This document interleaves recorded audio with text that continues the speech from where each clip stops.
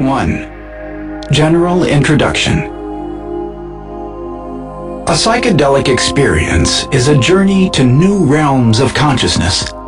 The scope and content of the experience is limitless, but its characteristic features are the transcendence of verbal concepts, of space-time dimensions, and of the ego or identity.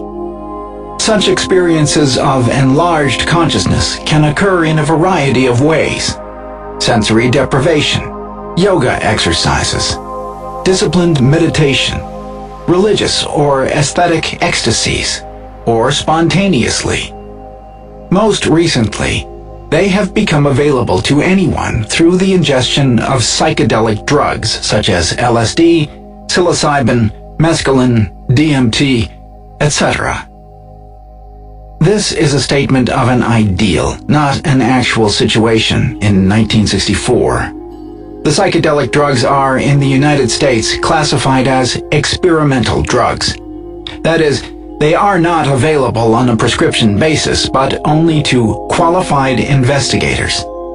The Federal Food and Drug Administration has defined qualified investigators to mean psychiatrists working in a mental hospital setting, whose research is sponsored by either state or federal agencies. Of course, the drug does not produce the transcendent experience. It merely acts as a chemical key. It opens the mind, frees the nervous system of its ordinary patterns and structures. The nature of the experience depends almost entirely on set and setting. Set denotes the preparation of the individual, including his personality structure and his mood at the time. Setting is physical: the weather, the room's atmosphere; social, feelings of persons present towards one another; and cultural, prevailing views as to what is real. It is for this reason that manuals or guidebooks are necessary. Their purpose is to enable a person to understand the new realities of the expanded consciousness, to serve as roadmaps for new interior territories, which modern science has made accessible. Different explorers draw different maps. Other manuals are to be written based on different models: scientific, aesthetic, therapeutic. The Tibetan model, on which this manual is based, is designed to teach the person to direct and control awareness in such a way as to reach that level of understanding variously called liberation, illumination, or enlightenment. If the manual is read several times before a session is attempted, and if a trusted person is there to remind and refresh the memory of the voyager during the experience, the consciousness will be freed from the games which comprise personality and form positive-negative hallucinations, which often accompany states of expanded awareness. The Tibetan Book of the Dead was called in its own language the Bardo Todol, which means liberation by hearing on the after-death plane. The book stresses over and over that the free consciousness has only to hear and remember the teachings in order to be liberated. The Tibetan Book of the Dead is, ostensibly, a book describing the experiences to be expected at the moment of death, during an intermediate phase lasting 49, 7 times 7 days, and during rebirth into another bodily frame. This, however, is merely the exoteric framework from which the Tibetan Buddhists used to cloak their mystical teachings. The language and symbolism of death rituals of Bonism, the traditional pre-Buddhist Tibetan religion, were skillfully blended with Buddhist conceptions. The esoteric meaning, as it has been interpreted in this manual, is that it is death and rebirth of the ego that is described, not of the body. Lama Govinda indicates this clearly in his introduction when he writes, "It is a book for the living as well as for the dying." The book's esoteric meaning is often concealed beneath many layers of symbolism. It is not intended for general reading. It was designed to be understood only by one who was to be initiated personally by a guru into the Buddhist mystical doctrines, into the pre-mortem death-rebirth experience. These doctrines have been kept a closely guarded secret for many centuries, for fear that naive or careless application would do harm. In translating such an esoteric text, therefore, there are two steps. One, the rendering of the original text into English, and two, the practical interpretation of the text for its uses. In publishing this practical interpretation for use in the psychedelic drug session, we are, in a sense, breaking with the tradition of secrecy and thus contravening the teachings of the Lama gurus. However, this step is justified on the grounds that the manual will not be understood by anyone who has not had a consciousness-expanding experience, and that there are signs that the Lamas themselves, after their recent diaspora, wish to make their teachings available to a wider public. Following the Tibetan model, then, we distinguish three phases of the psychedelic experience. The first period, Shikai Bardo, is that of complete transcendence, beyond words, beyond space-time, beyond self. There are no visions, no sense of self, no thoughts. There are only pure awareness and ecstatic freedom from all game and biological involvements. Games are behavioral sequences defined by roles, rules, rituals, goals, strategies, values, language, characteristic space-time locations, and characteristic patterns of movement.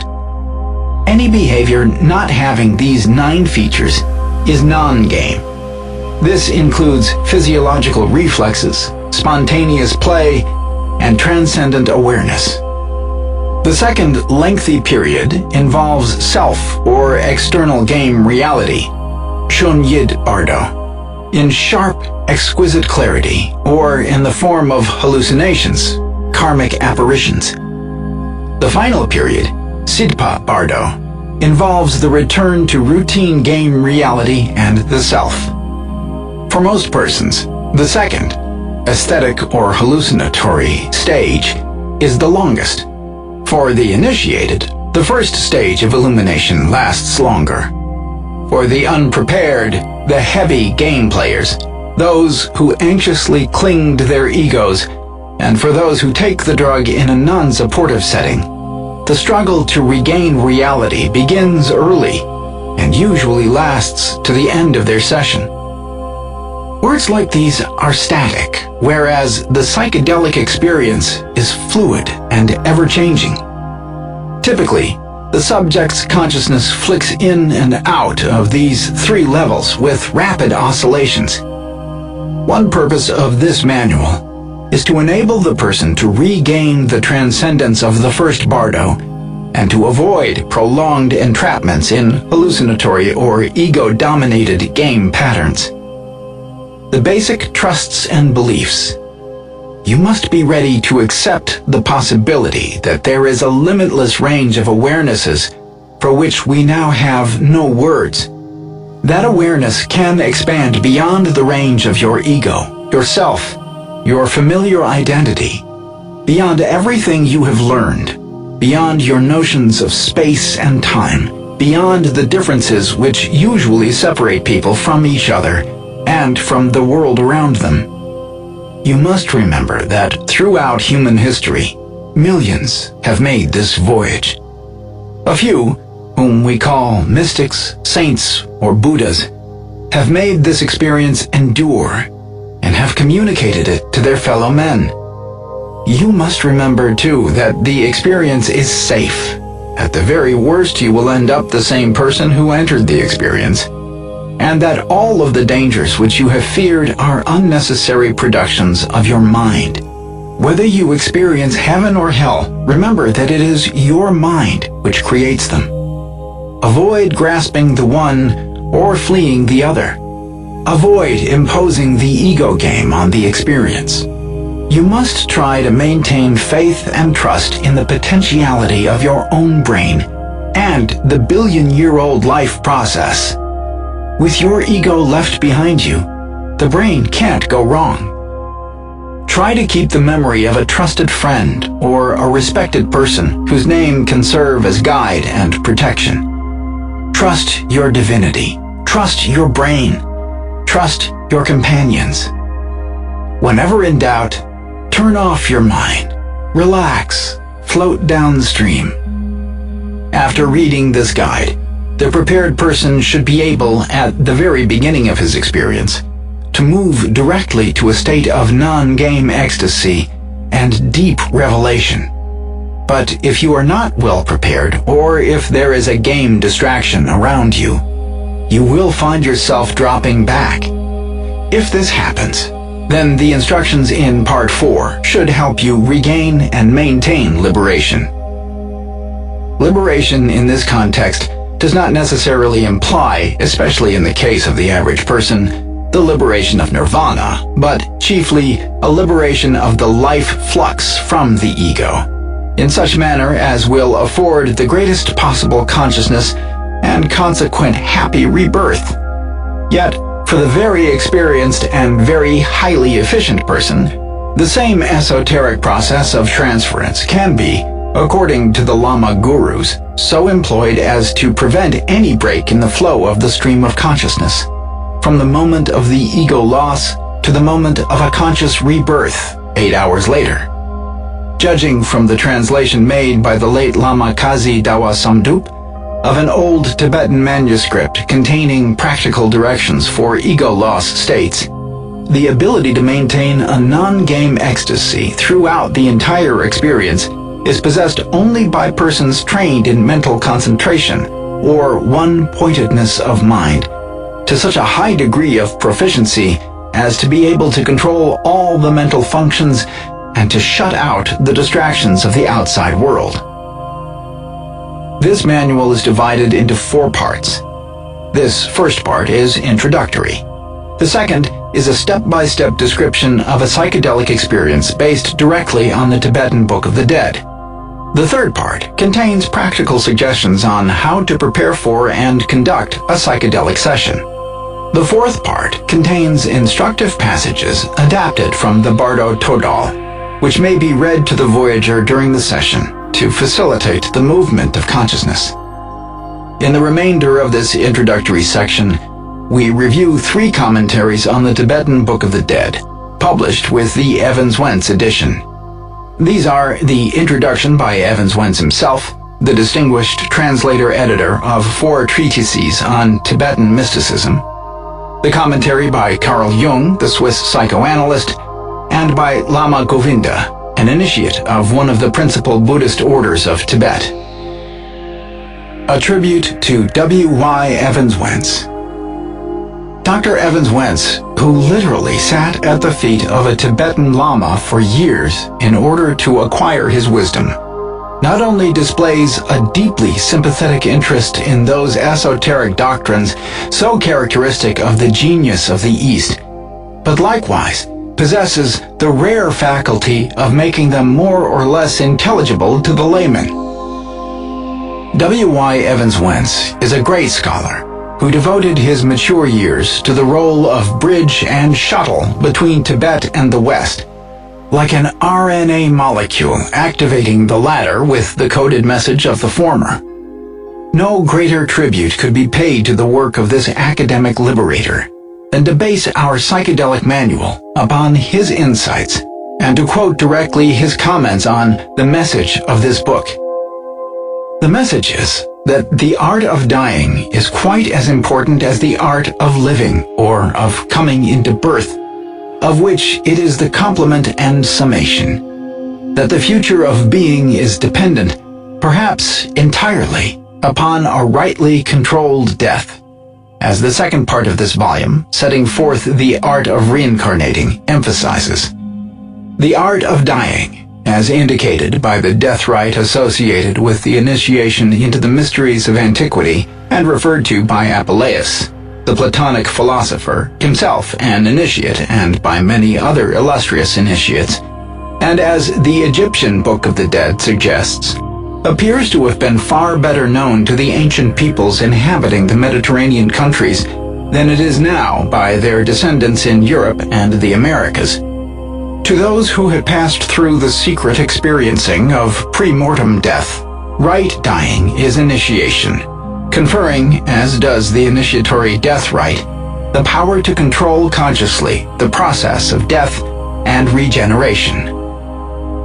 The Oxford scholar, like his great predecessor of the 11th century, Marpa, the translator, who rendered Indian Buddhist texts into Tibetan, thereby preserving them from extinction, saw the vital importance of these doctrines and made them accessible to many. The secret is no longer hidden. The art of dying is quite as important as the art of living. A tribute to Carl G. Jung. Psychology is the systematic attempt to describe and explain man's behavior, both conscious and non-conscious. The scope of study is broad, covering the infinite variety of human activity and experience, and it is long, tracing back through the history of the individual, through the history of his ancestors, back through the evolutionary vicissitudes and triumphs which have determined the current status of the species. Most difficult of all, the scope of psychology is complex, dealing as it does with processes which are ever-changing. Little wonder that psychologists, in the face of such complexity, escape into specialization and parochial narrowness. A psychology is based on the available data and the psychologist's ability and willingness to utilize them. The behaviorism and experimentalism of 20th century Western psychology is so narrow as to be mostly trivial. Consciousness is eliminated from the field of inquiry. Social application and social meaning are largely neglected. A curious ritualism is enacted by a priesthood rapidly growing in power and numbers. Eastern psychology, by contrast, offers us a long history of detailed observation and systematization of the range of human consciousness, along with an enormous literature of practical methods for controlling and changing consciousness. Western intellectuals tend to dismiss Oriental psychology. The theories of consciousness are seen as occult and mystical. The methods of investigating consciousness change, such as meditation, yoga, monastic retreat, and sensory deprivation, and are seen as alien to scientific investigation. And most damning of all in the eyes of the European scholar is the alleged disregard of Eastern psychologies for the practical, behavioral, and social aspects of life. Such criticism betrays limited concepts and the ability to deal with the available historical data on a meaningful level. The psychologies of the East have always found practical application in the running of the state, in the running of daily life and family. A wealth of guides and handbooks exist. The Book of Tao, the Analects of Confucius, the Gita, the I Ching, the Tibetan Book of the Dead, to mention only the best known.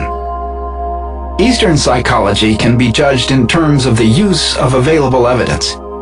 The scholars and observers of China, Tibet, and India went as far as their data allowed them. They lacked the findings of modern science, and so their metaphors seem vague and poetic.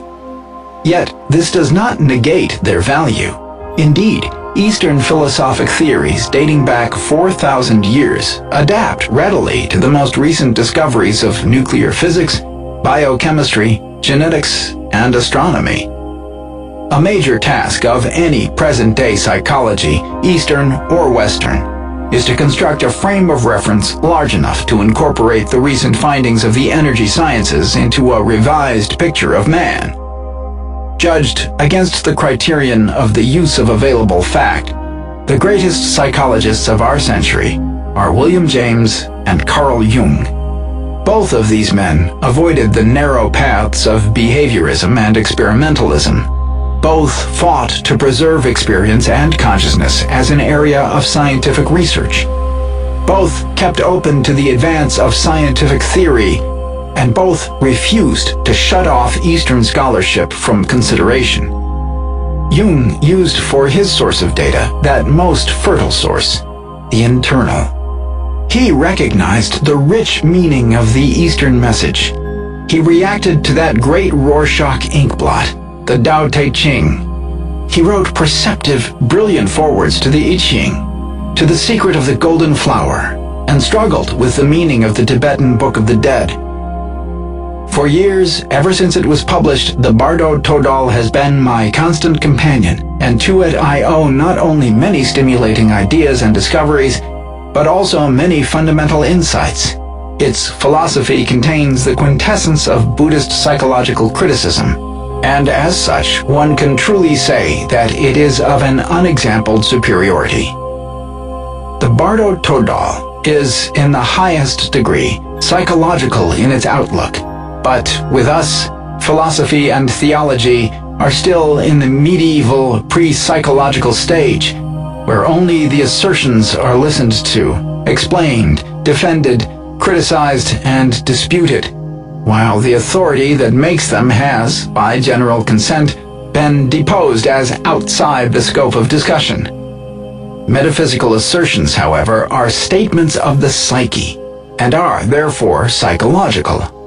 To the Western mind, which compensates its well-known feelings of resentment by a slavish regard for rational explanations, this obvious truth seems all too obvious, or else it is seen as an inadmissible negation of metaphysical truth. Whenever the Westerner hears the word psychological, it always sounds to him like only psychological. Jung draws upon Oriental conceptions of consciousness to broaden the concept of projection. Not only the wrathful, but also the peaceful deities are conceived as samsaric projections of the human psyche, an idea that seems all too obvious to the enlightened European because it reminds him of his own banal simplifications. But though the European can easily explain away these deities as projections, he would be quite incapable of positing them at the same time as real. The Bardo Todal can do that, because in certain of its most essential metaphysical premises, it has the enlightened as well as the unenlightened European at a disadvantage.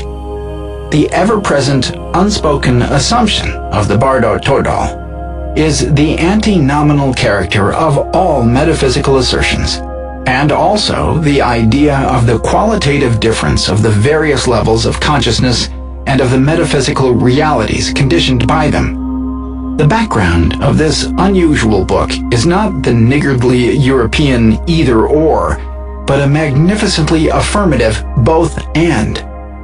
This statement may appear objectionable to the Western philosopher, for the West loves clarity and unambiguity. Consequently, one philosopher clings to the position, God is, while another clings equally fervently to the negation, God is not. Jung clearly sees the power and breadth of the Tibetan model, but occasionally he fails to grasp its meaning and application. Jung, too, was limited, as we all are, to the social models of his tribe. He was a psychoanalyst, the father of a school. Psychotherapy and psychiatric diagnosis were the two applications which came most naturally to him. Jung misses the central concept of the Tibetan book. This is not, as Lama Govinda reminds us, a book of the dead. It is a book of the dying, which is to say, a book of the living. It is a book of life and how to live. The concept of actual physical death was an exoteric facade adopted to fit the prejudices of the Buddhist tradition in Tibet. Far from being an embalmer's guide, the manual is a detailed account of how to lose the ego, how to break out of personality into new realms of consciousness, and how to avoid the involuntary limiting processes of the ego. How to make the consciousness expansion experience endure in subsequent daily life. Jung struggles with this point. He comes close, but never quite clinches it. He had nothing in his conceptual framework which could make practical sense out of the ego loss experience. The Tibetan Book of the Dead, or the Bardo Todal, is a book of instructions for the dead and dying. Like the Egyptian Book of the Dead, it is meant to be a guide for the dead man during the period of his bardo existence. In this quote, Jung settles for the exoteric and misses the esoteric. In a later quote, he seems to come closer. The instruction given in the Bardo Todal serves to recall to the dead man the experiences of his initiation and the teachings of his guru, for the instruction is, at bottom, nothing less than an initiation of the dead into the Bardo life, just as the initiation of the living was a preparation for the beyond. Such was the case, at least, with all the mystery cults in ancient civilizations, from the time of the Egyptian and Eleusinian mysteries. In the initiation of the living, however, this beyond is not a world beyond death, but a reversal of the mind's intentions and outlook, a psychological beyond, or, in Christian terms, a redemption from the trammels of the world and of sin. Redemption is a separation and deliverance from an earlier condition of darkness and unconsciousness, and leads to a condition of illumination and releasedness, to victory and transcendence over everything given. Thus far, the Bardo Todal is, as Dr. Evans Wentz also feels, an initiation process whose purpose it is to restore to the soul the divinity it lost at birth. In still another passage, Jung continues the struggle but misses again. Nor is the psychological use we make of it, the Tibetan book, anything but a secondary intention, though one that is possibly sanctioned by Lamaist custom. The real purpose of this singular book is the attempt, which must seem very strange to the educated European of the 20th century, to enlighten the dead on their journey through the regions of the Bardo. The Catholic Church is the only place in the world of the white man where any provision is made for the souls of the departed. In the summary of Lama Govinda's comments which follow, we shall see that the Tibetan commentator, freed from the European concepts of Jung, moves directly to the esoteric and practical meaning of the Tibetan book. In his autobiography, written in 1960, Jung commits himself wholly to the inner vision and to the wisdom and superior reality of internal perceptions. In 1938, when his Tibetan commentary was written, he was moving in this direction, but cautiously and with the ambivalent reservations of the psychiatrist cum mystic. The dead man must desperately resist the dictates of reason, as we understand it, and give up the supremacy of egohood, regarded by reason as sacrosanct. What this means in practice is complete capitulation to the objective powers of the psyche, with all that this entails, a kind of symbolical death corresponding to the judgment of the dead in the Sidpa Bardo. It means the end of all conscious, rational, morally responsible conduct of life, and a voluntary surrender to what the Bardo Todal calls karmic illusion. Karmic illusion springs from belief in a visionary world of an extremely irrational nature, which neither accords with nor derives from our rational judgments, but is the exclusive product of uninhibited imagination. It is sheer dream or fantasy, and every well-meaning person will instantly caution us against it. Nor indeed can one see at first sight what is the difference between fantasies of this kind and the phantasmagoria of a lunatic. Very often, only a slight abaissement du niveau mental is needed to unleash this world of illusion. The terror and darkness of this moment has its equivalent in the experiences described in the opening sections of the Sidpa Bardo. But the contents of this Bardo also reveal the archetypes, the karmic images, which appear first in their terrifying form. The Chunyid state is equivalent to a deliberately induced psychosis. The transition, then, from the Sidpa state to the Chunyid state is a dangerous reversal of the aims and intentions of the conscious mind. It is a sacrifice of the ego's stability and a surrender to the extreme uncertainty of what must seem like a chaotic riot of phantasmal forms. When Freud coined the phrase that the ego was the true seat of anxiety, he was giving voice to a very true and profound intuition. Fear of self-sacrifice lurks deep in every ego, and this fear is often only the precariously controlled demand of the unconscious forces to burst out in full strength. No one who strives for selfhood, individuation, is spared this dangerous passage, for that which is feared also belongs to the wholeness of the self, the subhuman or superhuman world of psychic dominance, from which the ego originally emancipated itself with enormous effort, and then only partially for the sake of a more or less illusory freedom. This liberation is certainly a very necessary and very heroic undertaking, but it represents nothing final. It is merely the creation of a subject who, in order to find fulfillment, has still to be confronted by an object. This, at first sight, would appear to be the world, which is swelled out with projections for that very purpose. Here we seek and find our difficulties. Here we seek and find our enemy. Here we seek and find what is dear and precious to us. And it is comforting to know that all evil and all good is to be found out there, in the visible object, where it can be conquered, punished, destroyed, or enjoyed.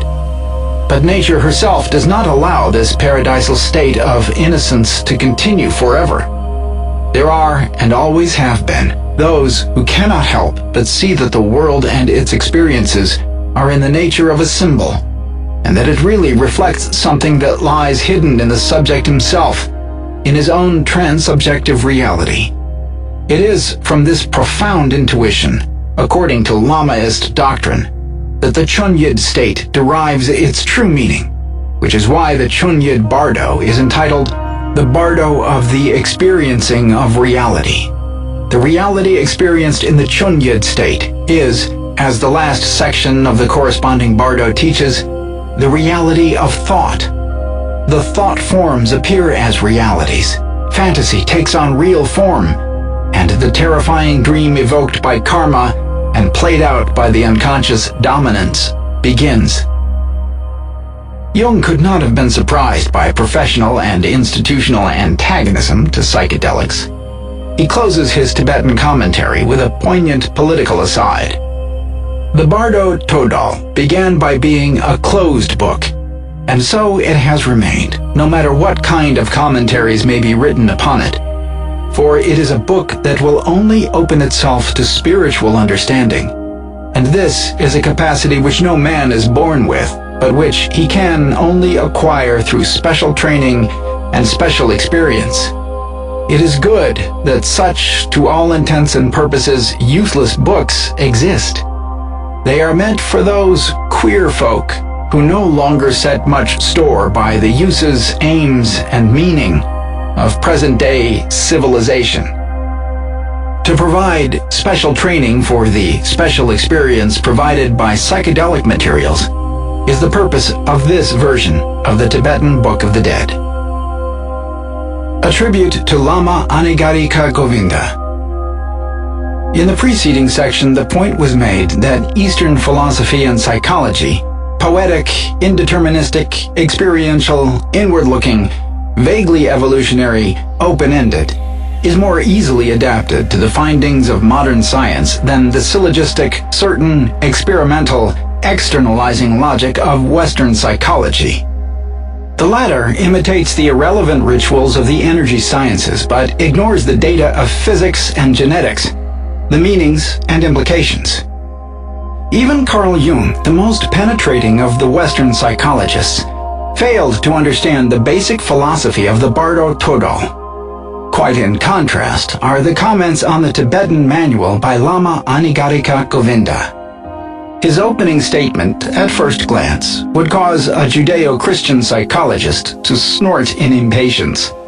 But a close look at these phrases reveals that they are the poetic statement of the genetic situation as currently described by biochemists and DNA researchers. It may be argued that nobody can talk about death with authority who has not died, And since nobody, apparently, has ever returned from death, how can anybody know what death is or what happens after it? The Tibetan will answer, there is not one person, indeed, not one living being, that has not returned from death. In fact, we all have died many deaths before we came into this incarnation. And what we call birth is merely the reverse side of death, like one of the two sides of a coin, or like a door which we call entrance from outside and exit from inside a room. The Lama then goes on to make a second poetic comment about the potentialities of the nervous system, the complexity of the human cortical computer. It is much more astonishing that not everybody remembers his or her previous death. And because of this lack of remembering, most persons do not believe there was a previous death. But likewise, they do not remember their recent birth, and yet they do not doubt that they were recently born. They forget that active memory is only a small part of our normal consciousness, and that our subconscious memory registers and preserves every past impression and experience which our waking minds fail to recall. The Lama then proceeds to slice directly to the esoteric meaning of the Bardo Todal, that core meaning which Jung and indeed most European Orientalists have failed to grasp. For this reason, the Bardo Todal, the Tibetan book vouchsafing liberation from the intermediate state between life and rebirth, which statesmen call death, has been couched in symbolical language. It is a book which is sealed with the 7 seals of silence, not because its knowledge should be withheld from the uninitiated, but because its knowledge would be misunderstood and, therefore, would tend to mislead and harm those who are unfitted to receive it. But the time has come to break the seals of silence, for the human race has come to the juncture where it must decide whether to be content with the subjugation of the material world or to strive after the conquest of the spiritual world by subjugating selfish desires and transcending self-imposed limitations. The Lama next describes the effects of consciousness expansion techniques. He is talking here about the method he knows, the yogic, but his words are equally applicable to psychedelic experience.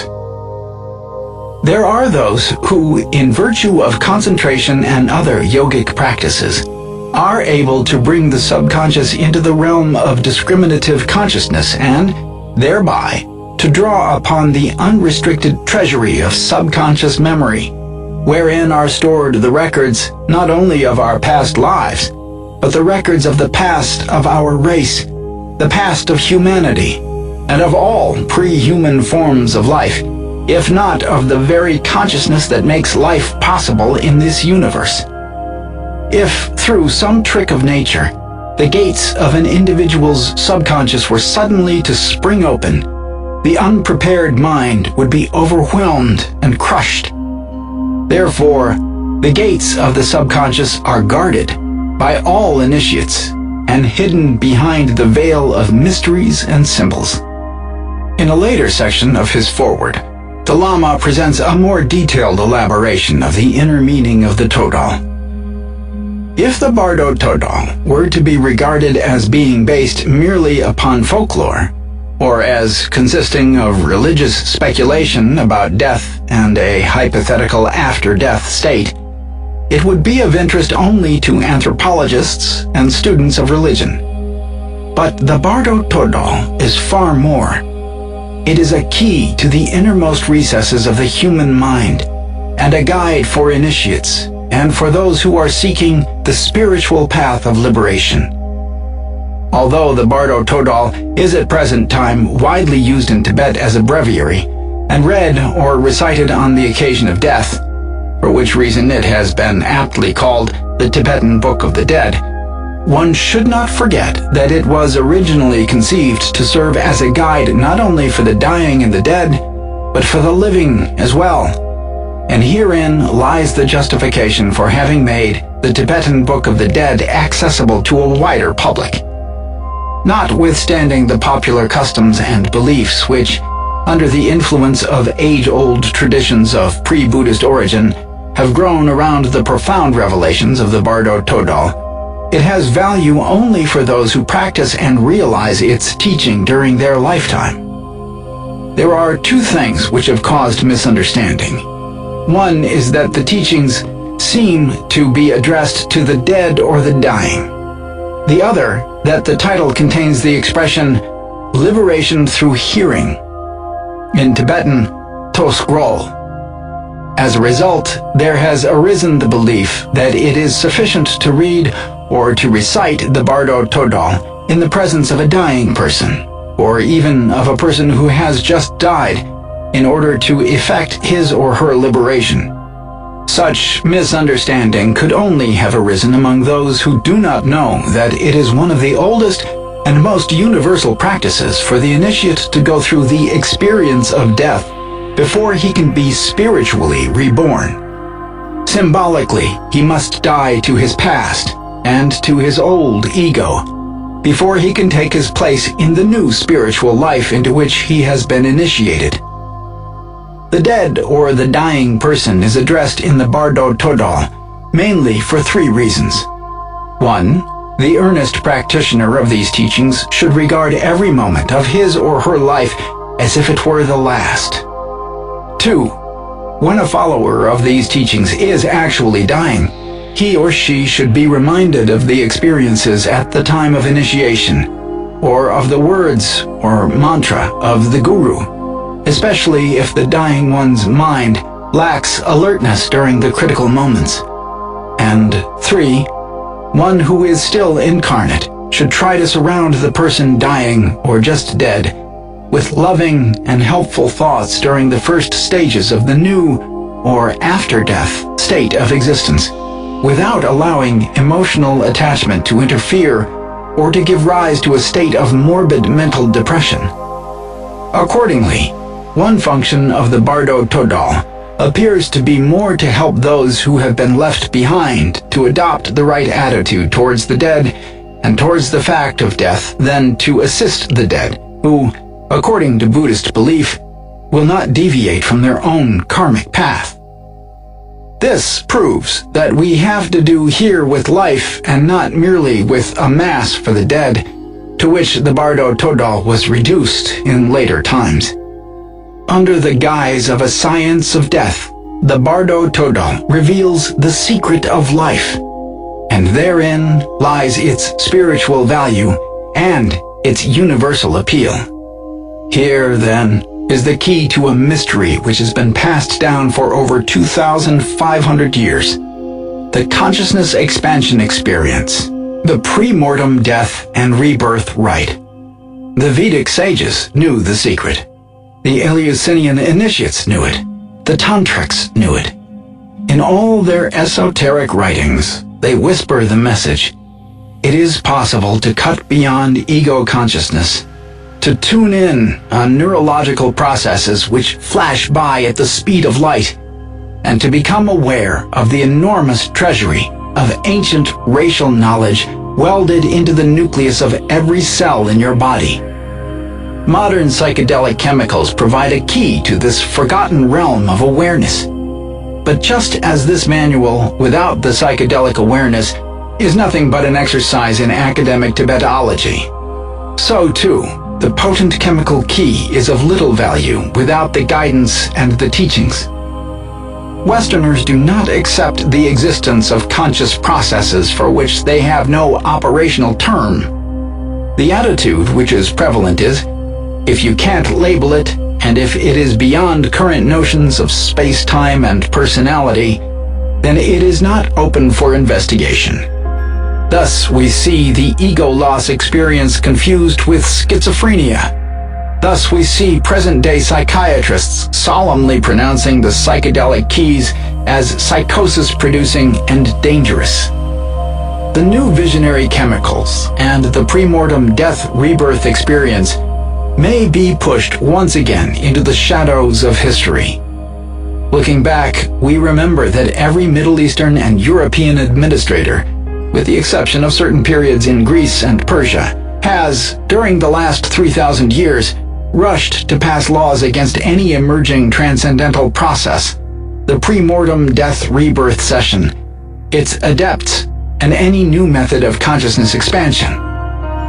The present moment in human history, as Lama Govinda points out, is critical. Now, for the first time, we possess the means of providing the enlightenment to any prepared volunteer. The enlightenment always comes, we remember, in the form of a new energy process, a physical, neurological event. For these reasons, we have prepared this psychedelic version of the Tibetan Book of the Dead. The secret is released once again in a new dialect, and we sit back quietly to observe whether man is ready to move ahead and to make use of the new tools provided by modern science.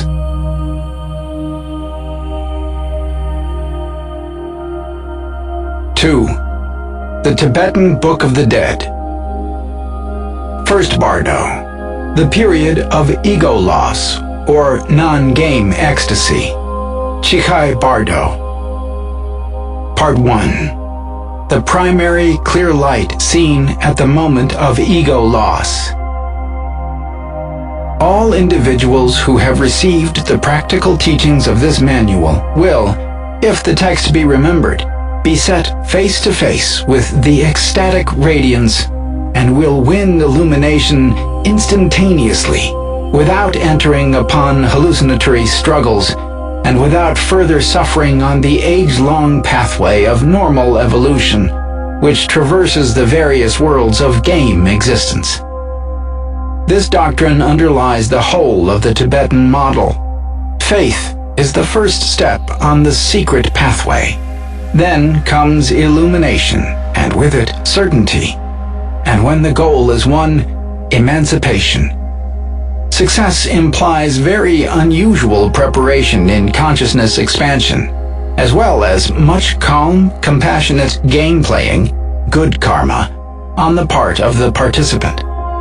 If the participant can be made to see and to grasp the idea of the empty mind as soon as the guide reveals it, that is to say, if he has the power to die consciously, and at the supreme moment of quitting the ego, can recognize the ecstasy which will dawn upon him then, and become one with it, all game bonds of illusion are broken asunder immediately.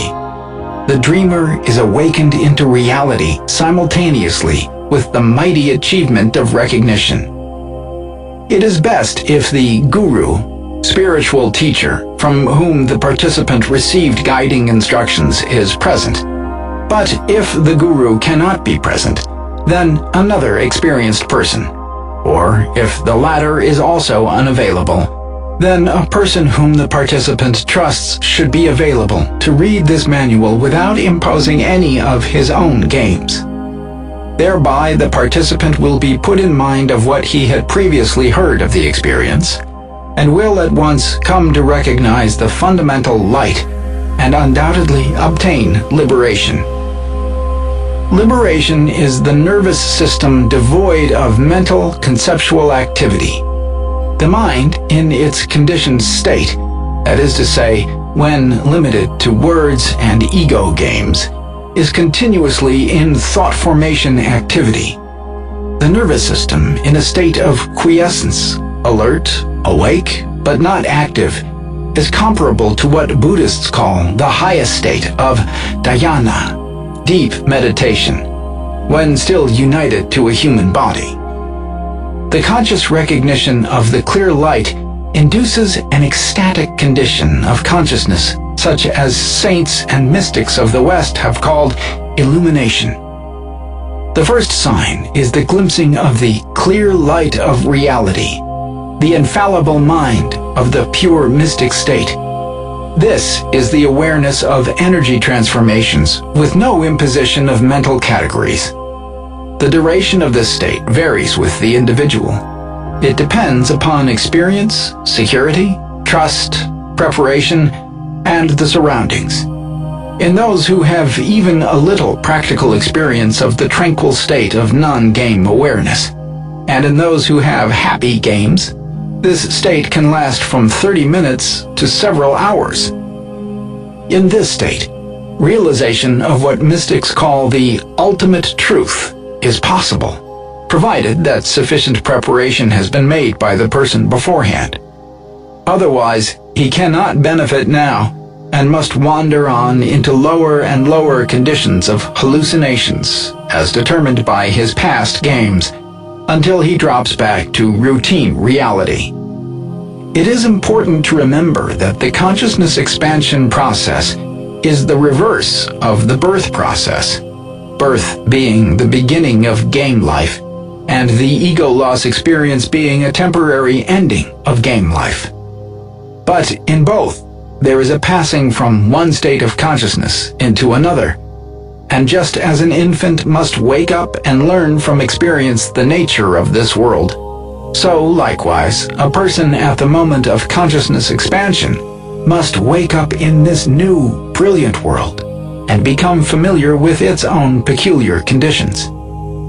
In those who are heavily dependent on their ego games and who dread giving up their control, the illuminated state endures only so long as it would take to snap a finger. In some, it lasts as long as the time taken for eating a meal.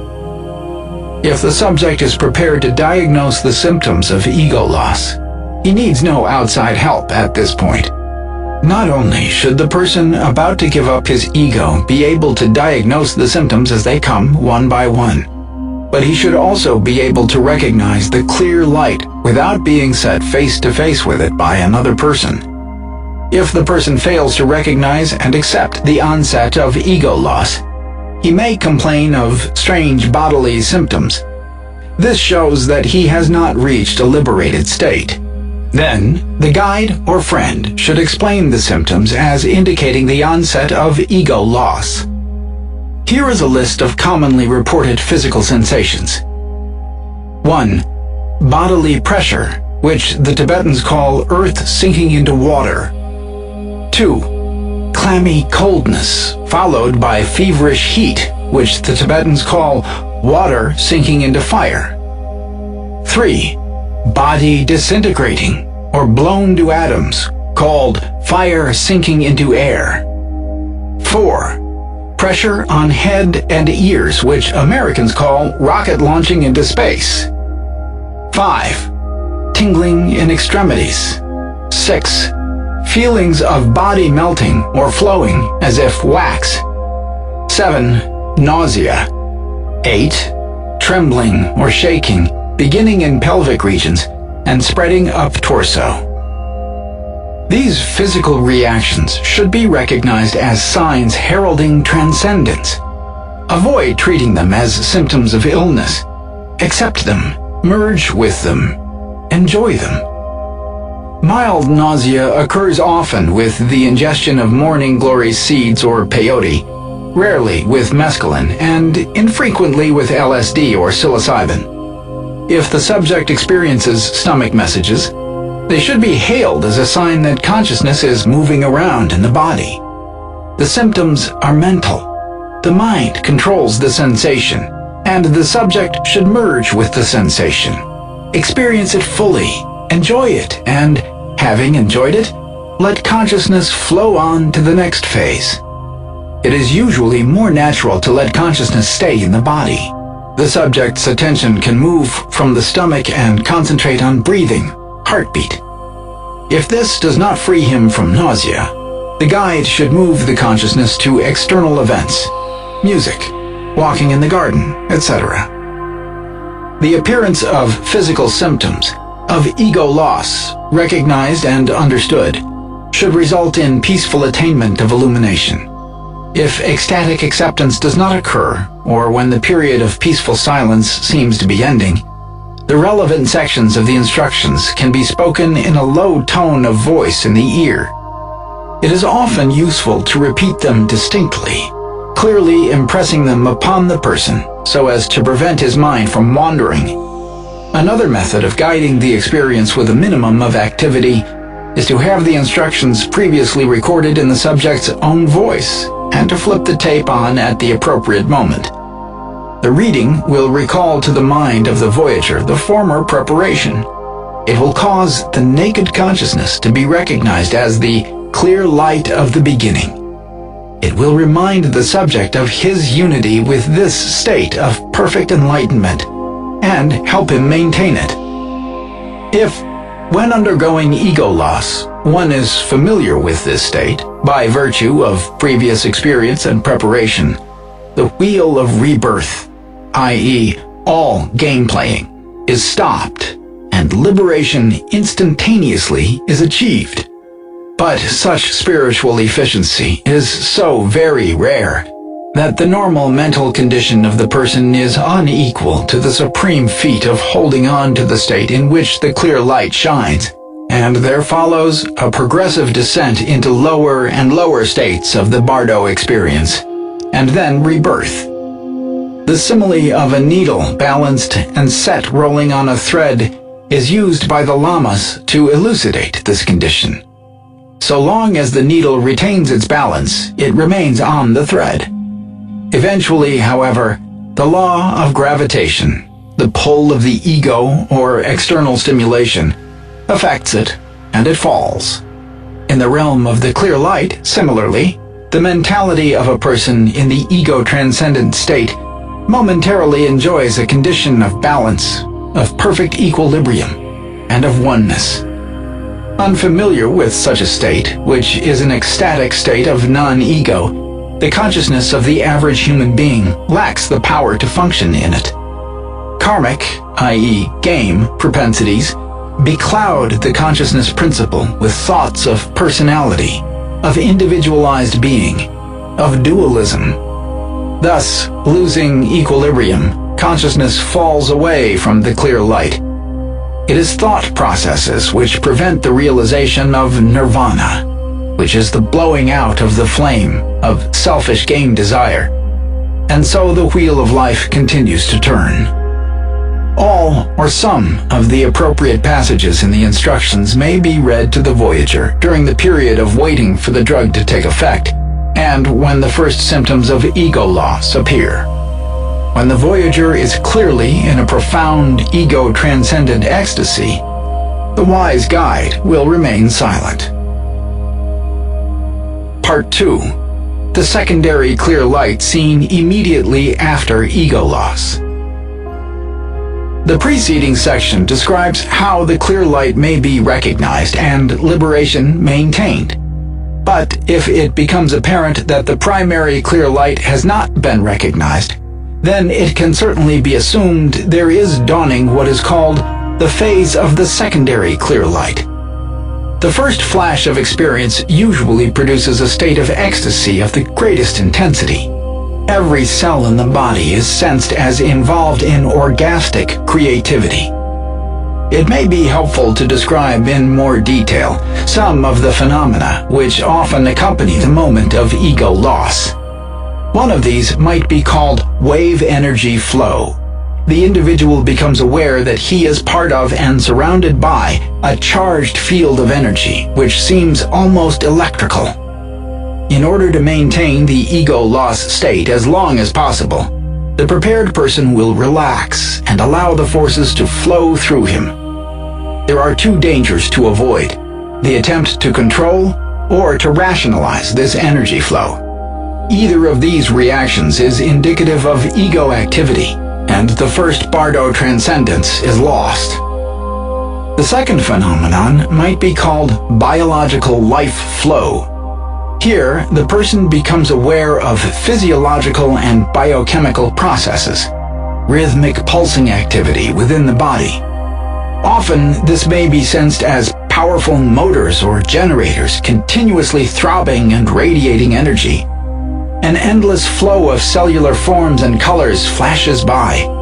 Internal biological processes may also be heard with characteristic swooshing, crackling, and pounding noises.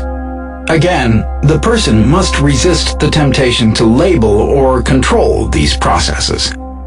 At this point, you are tuned into areas of the nervous system which are inaccessible to routine perception.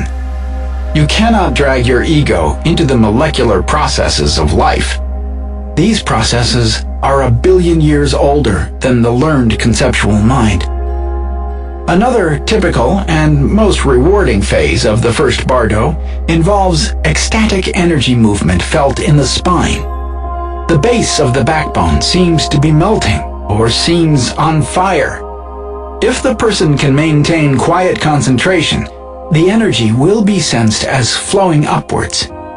Tantric adepts devote decades of concentrated meditation to the release of these ecstatic energies, which they call Kundalini, the serpent power. One allows the energies to travel upwards through several ganglionic centers, chakras, to the brain, where they are sensed as a burning sensation in the top of the cranium. These sensations are not unpleasant to the prepared person, but, on the contrary, are accompanied by the most intense feelings of joy and illumination. Ill-prepared subjects may interpret the experience in pathological terms and attempt to control it, usually with unpleasant results. If the subject fails to recognize the rushing flow of first bardo phenomena, liberation from the ego is lost. The person finds himself slipping back into mental activities. At this point, he should try to recall the instructions or be reminded of them, and a second contact with these processes can be made. The second stage is less intense. A ball set bouncing reaches its greatest height at the first bounce.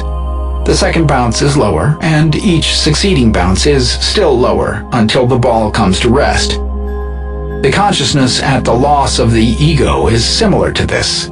Its first spiritual bound, directly upon leaving the body ego, is the highest. The next is lower. Then the force of karma, i.e. past game playing, takes over, and different forms of external reality are experienced. Finally, the force of karma having spent itself, consciousness returns to normal. Routines are taken up again, and thus rebirth occurs. The first ecstasy usually ends with a momentary flashback to the ego condition. This return can be happy or sad, loving or suspicious, fearful or courageous, depending on the personality, the preparation, and the setting. This flashback to the ego game is accompanied by a concern with identity. Who am I now? Am I dead or not dead? What is happening? You cannot determine. You see the surroundings and your companions as you had been used to seeing them before. There is a penetrating sensitivity. But you are on a different level. Your ego grasp is not quite as sure as it was. The karmic hallucinations and visions have not yet started. Neither the frightening apparitions nor the heavenly visions have begun. This is a most sensitive and pregnant period. The remainder of the experience can be pushed one way or another, depending upon preparation and emotional climate. If you are experienced in consciousness alteration, or if you are a naturally introverted person, remember the situation and the schedule. Stay calm and let the experience take you where it will. You will probably re-experience the ecstasy of illumination once again, or you may drift into aesthetic or philosophic or interpersonal enlightenments. Don't hold on. Let the stream carry you along. The experienced person is usually beyond dependence on setting. He can turn off external pressure and return to illumination. An extroverted person, dependent upon social games and outside situations, may, however, become pleasantly distracted. Colors, sounds, people. If you anticipate extroverted distraction, and if you want to maintain a non-game state of ecstasy, then remember the following suggestions. Do not be distracted. Try to concentrate on an ideal contemplative personage, e.g. Buddha, Christ, Socrates, Ramakrishna, Einstein, Hermann Hesse, or Lao Tse. Follow his model as if he were a being with a physical body waiting for you. Join him. If this is not successful, don't fret or think about it. Perhaps you don't have a mystical or transcendental ideal. That means your conceptual limits are within external games. Now that you know what the mystic experience is, you can prepare for it next time.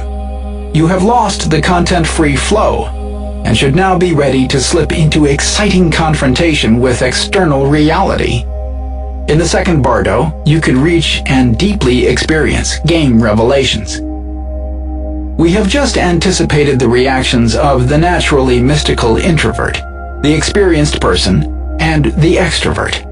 Now let's turn to the novitiate, who shows confusion at this early stage of the sequence.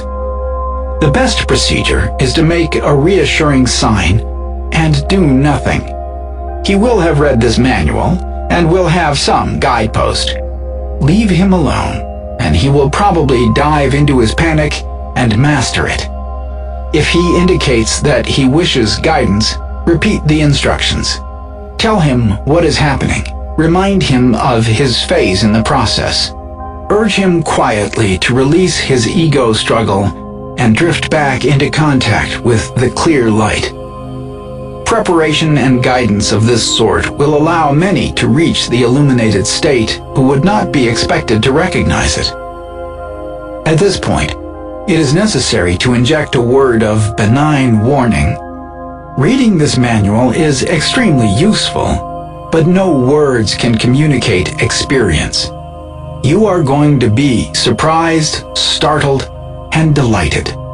A person may have heard a detailed description of the art of swimming and yet never had the chance to swim.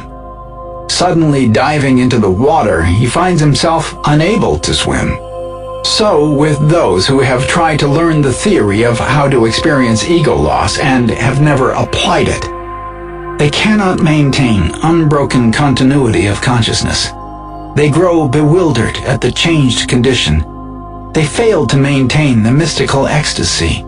They fail to take advantage of the opportunity unless upheld and directed by a guide.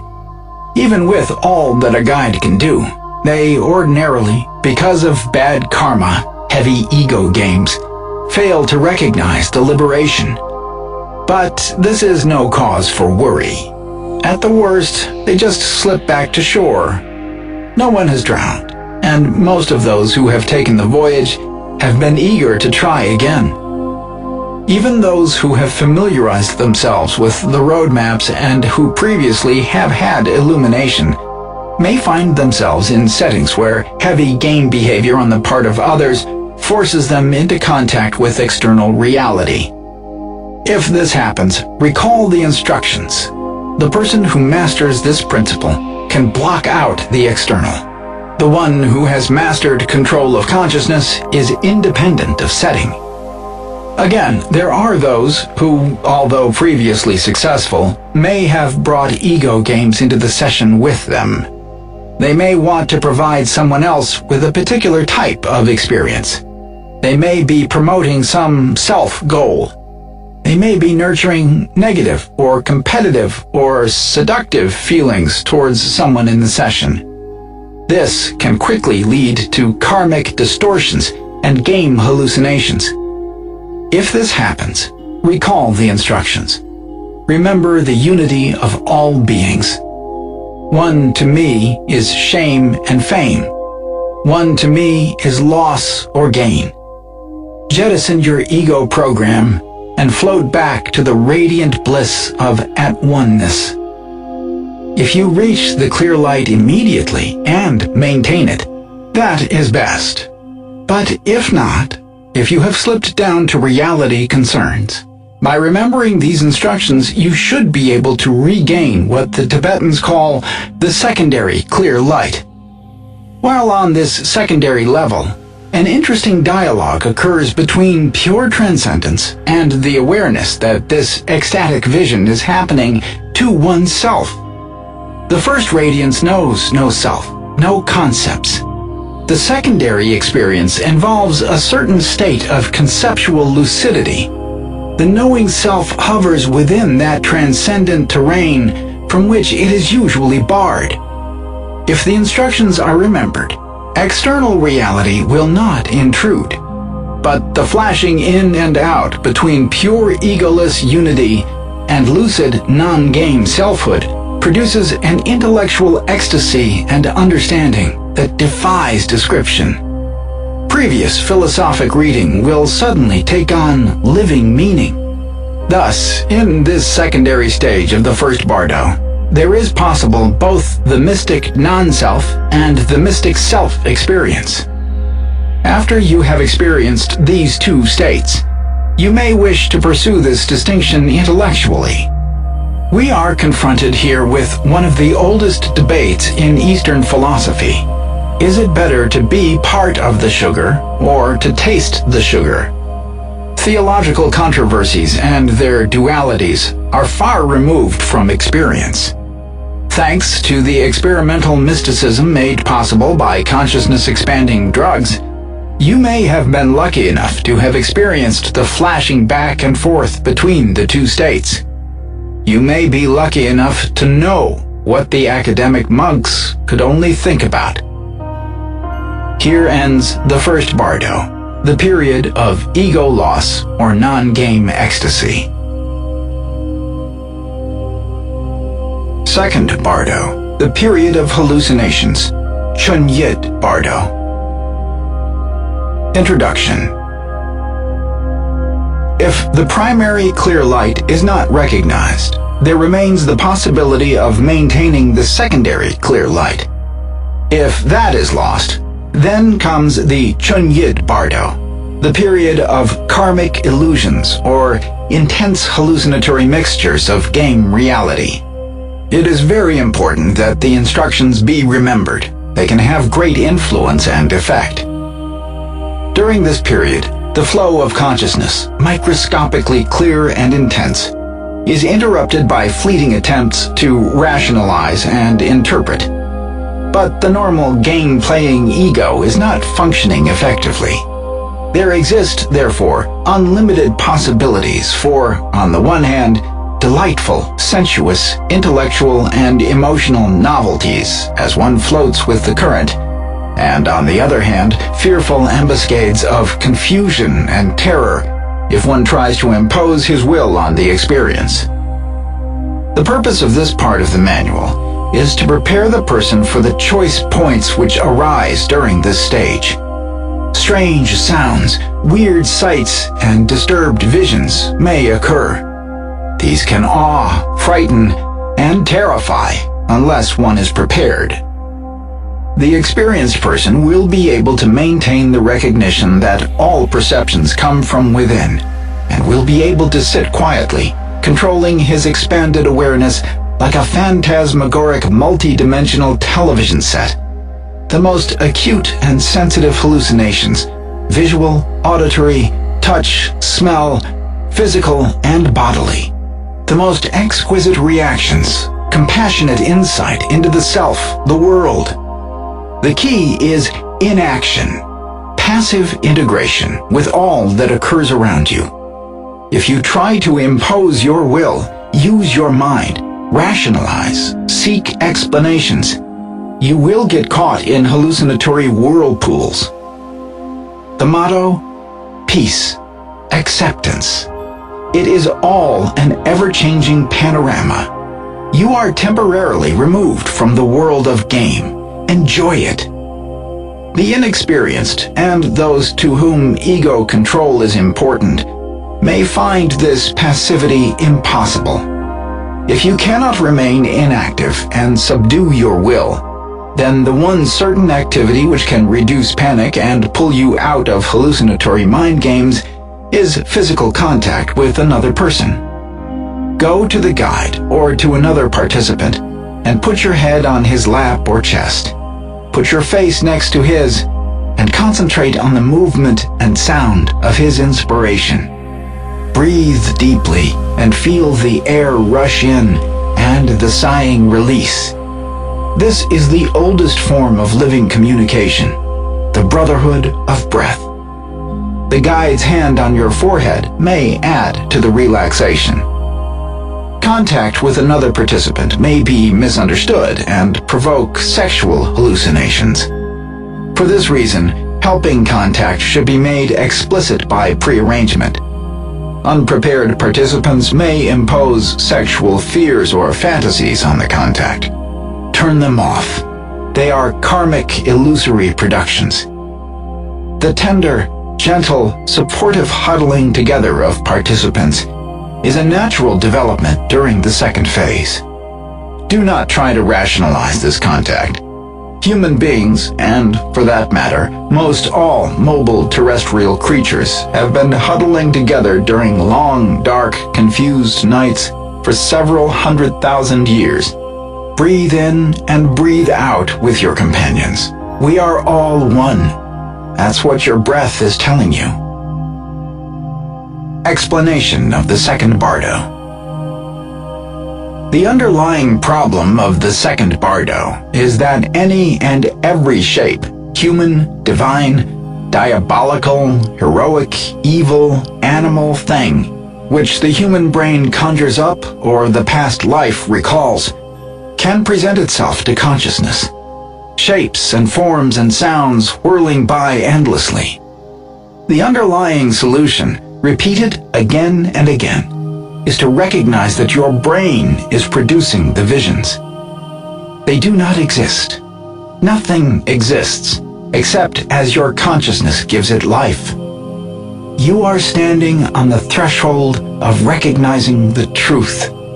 There is no reality beyond any of the phenomena of the ego-loss state, save the illusions stored up in your own mind, either as accretions from game, samsaric experience, or as gifts from organic physical nature and its billion-year-old past history.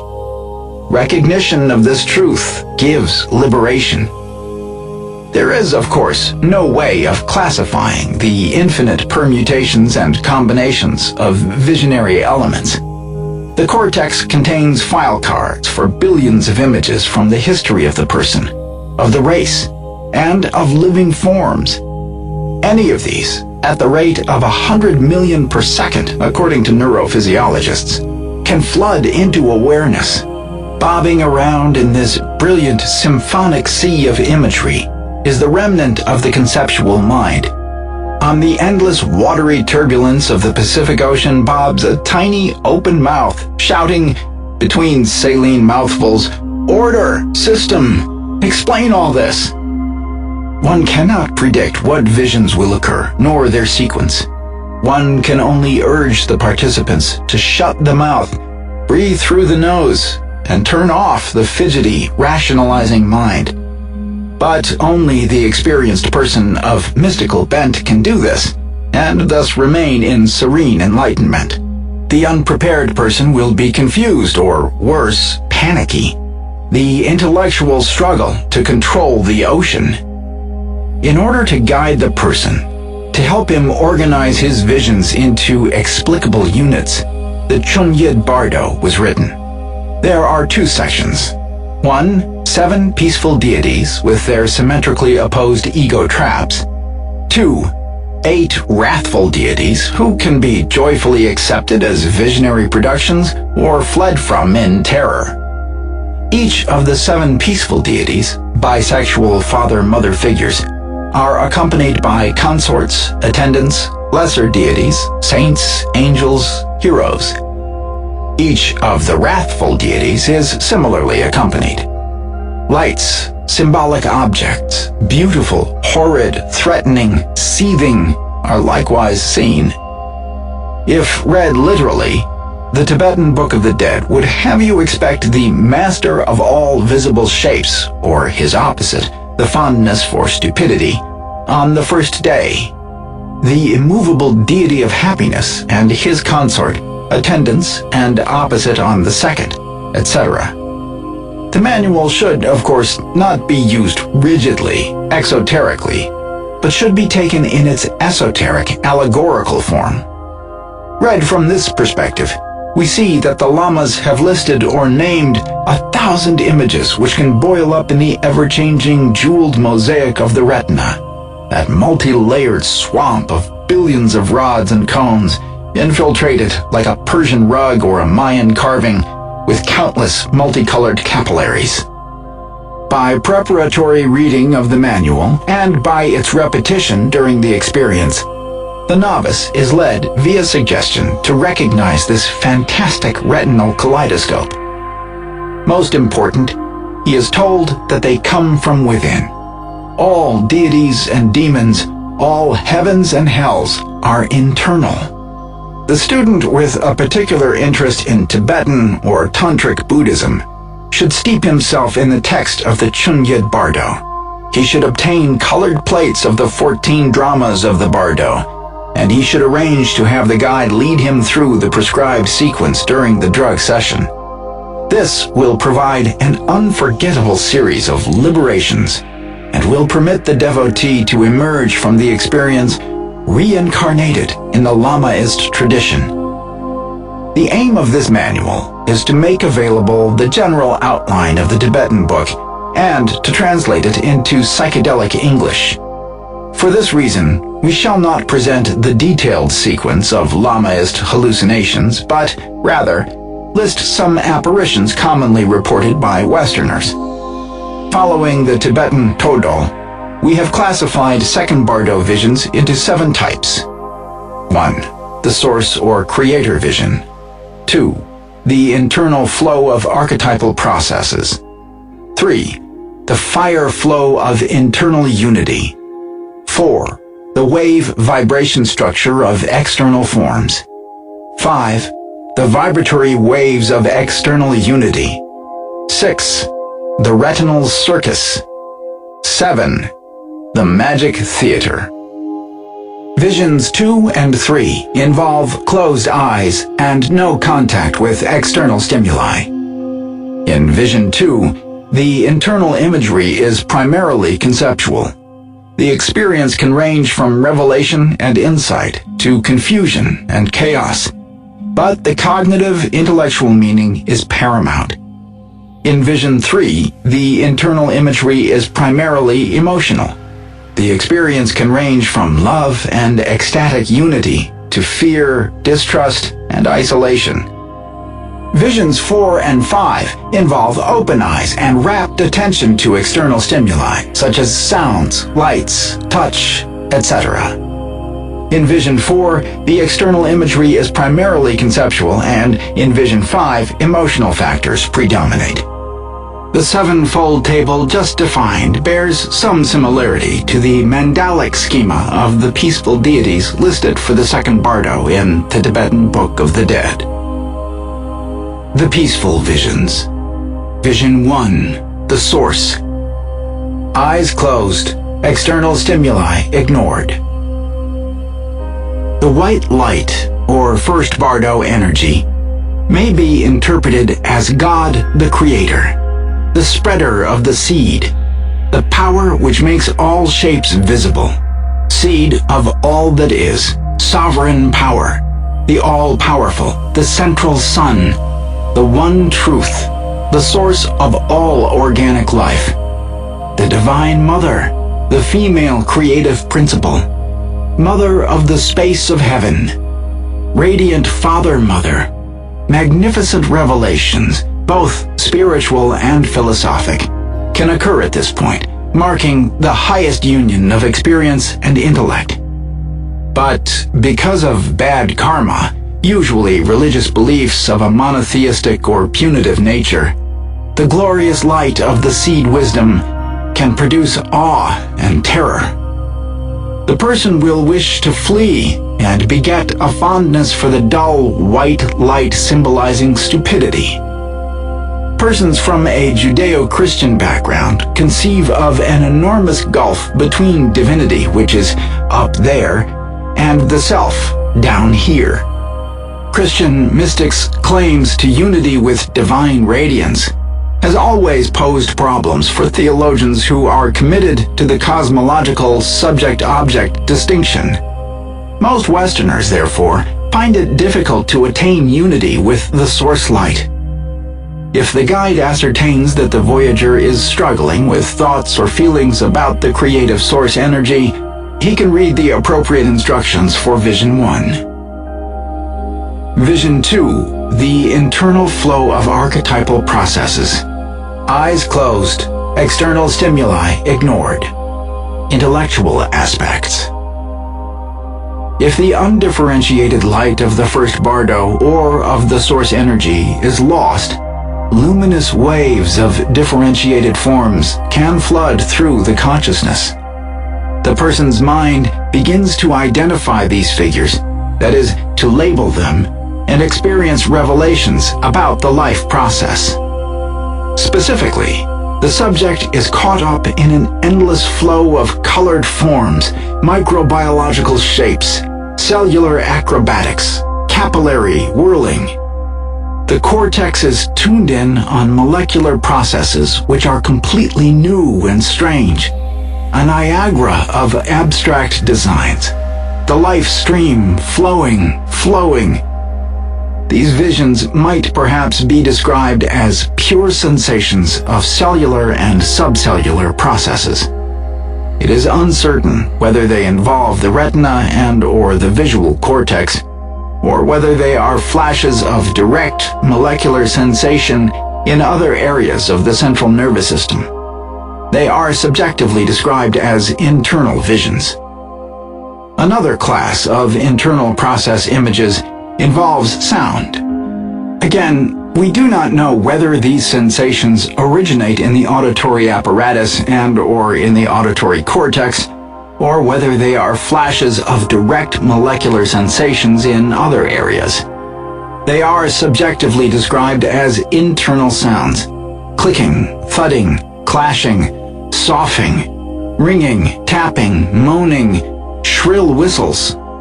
These noises, like the visions, are direct sensations, unencumbered by mental concepts, raw, molecular, dancing units of energy. The mind sweeps in and out of this evolutionary stream, creating cosmological revelations. Dozens of mythical and Darwinian insights flash into awareness. The person is allowed to glance back down the flow of time and to perceive how the life energy continually manifests itself in forms, transient, always changing, reforming. Microscopic forms merge with primal creative myths. The mirror of consciousness is held up to the life stream. As long as the person floats with the current, he is exposed to a billion-year lesson in cosmology. But the drag of the mind is always present. The tendency to impose arbitrary, isolating order on the organic process. Sometimes the voyager feels he should report back his visions. He converts the life flow into a cosmic inkblot test. Attempts to label each form. Now I see a peacock's tail. Now Muslim knights in colored armor. Oh, now a waterfall of jewels. Now Chinese music. Now gem-like serpents, etc. Verbalizations of this sort dull the light, stop the flow, and should not be encouraged. Another trap is that of imposing a sexual interpretation. The dancing, playful flow of life is, in the most reverent sense, sexual. Forms merging, spinning together, reproducing. Eros in its countless manifestations. The Tibetans refer to the female bodhisattva's pushpima, personification of blossoms, and lasema, the bell, depicted holding a mirror in coquettish attitude. Keep the pure, spontaneous awareness of the mirror-like wisdom. Laugh joyously at the tricks of the life process, forever decking out forms in seductive, enticing patterns to keep the dance going. If the voyager interprets the visions of Eros in terms of his personal sexual game model, and attempts to think or plan, what should I do? What role should I play? He is likely to slip down into the third bardo. Sexual plots dominate his awareness. The flow fades, the mirror tarnishes, and he is rudely reborn as a confused, thinking being. Still, another impasse is the imposition of physical symptom games upon the biological flow. The new somatic sensations may be interpreted as symptoms. If it is new, it must be bad. Any organ of the body may be selected as the focus of the illness. People whose primary expectation when taking a psychedelic substance is medical are particularly likely to fall into this trap. Medical doctors are, in fact, extremely prone and can imagine colorful diseases and fatal attacks. In the case of the most widely used psychedelics, LSD, psilocybin, etc., it is safe to say that such bodily effects are virtually never the direct effect of the drug. The drug acts only on the brain and activates central neural patterns. All physical symptoms are created by the mind. Bodily sickness is a sign that the ego is fighting to maintain or regain its hold over an outpouring of feeling, over a dissolution of emotional boundaries. If the person complains of physical symptoms such as nausea or pain, the guide should read him the instructions for physical symptoms.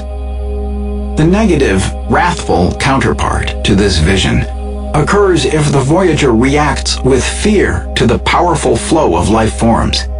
Such a reaction is attributable to the cumulated result of game playing, karma, dominated by anger or stupidity.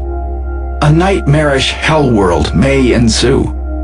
The visual forms appear like a confusing chaos of cheap, ugly dime store objects, brassy, vulgar, and useless. The person may become terrified at the prospect of being engulfed by them. The awesome sounds may be heard as hideous, clashing, oppressive, grating noises. The person will attempt to escape from these perceptions into restless external activity, talking, moving around, etc., or into conceptual, analytic mental activity. The experience is the same. The intellectual interpretation is different. Instead of revelation, there is confusion. Instead of calm joy, there is fear. The guide, recognizing the voyager to be in such a state, can help him get free by reading the instructions for Vision 2. Vision 3, the fire flow of internal unity. Eyes closed, external stimuli ignored. Emotional aspects. The first Bardo instructions should keep you face to face with the void ecstasy. Yet there are classes of men who, having carried over karmic conflict about feeling inhibition, prove unable to hold the pure experience beyond all feelings and slip into emotionally toned visions. The undifferentiated energy of the first Bardo is woven into visionary games in the form of intense feelings. Exquisite, intense, pulsating sensations of unity and love will be felt. The negative counterpart is feelings of attachment, greed, isolation, and bodily concerns. It comes about this way. The pure flow of energy loses its white void quality and becomes sensed as intense feelings. An emotional game is imposed. Incredible new physical sensations pulse through the body. The glow of life is felt flooding along veins. One merges into a unitive ocean of orgastic fluid electricity. The endless flow of shared life, of love. Visions related to the circulatory system are common. The subject tumbles down through his own arterial network. The motor of the heart reverberates as one with the pulsing of all life.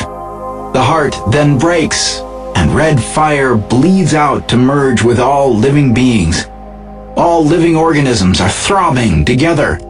One is joyfully aware of the 2-billion-year-old electric sexual dance.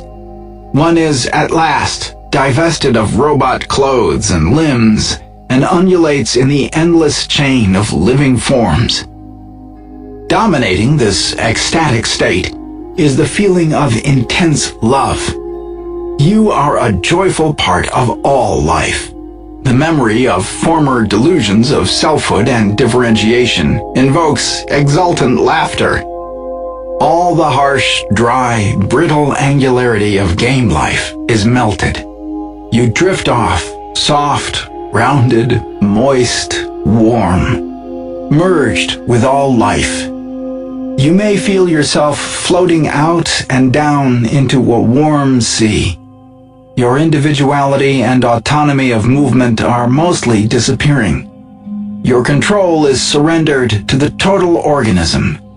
Blissful passivity, ecstatic, orgiastic, undulating unity. All worries and concerns wash away. All is gained as everything is given up. There is organic revelation.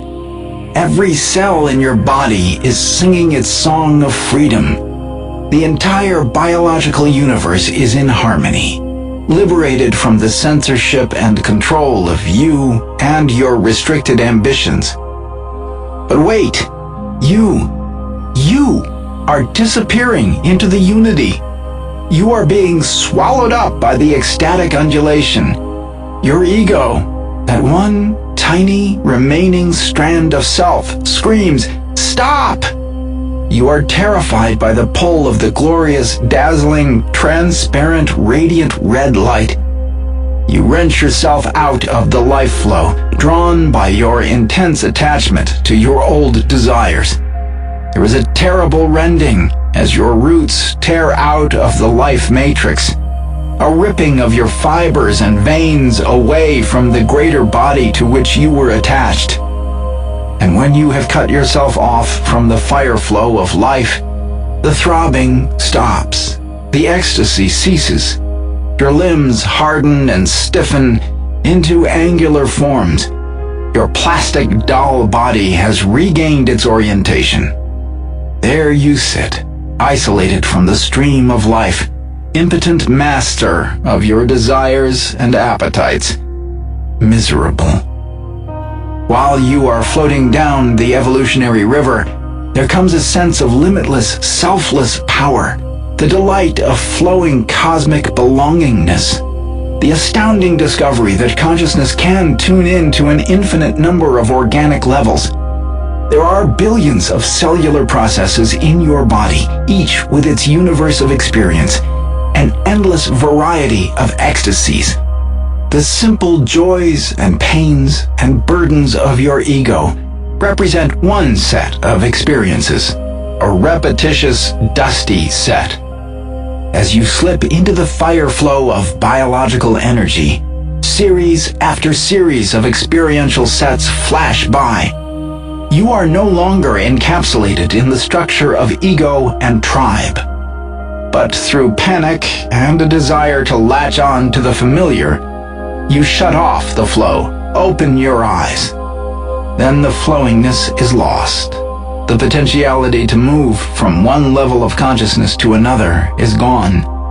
Your fear and desire to control have driven you to settle for one static site of consciousness.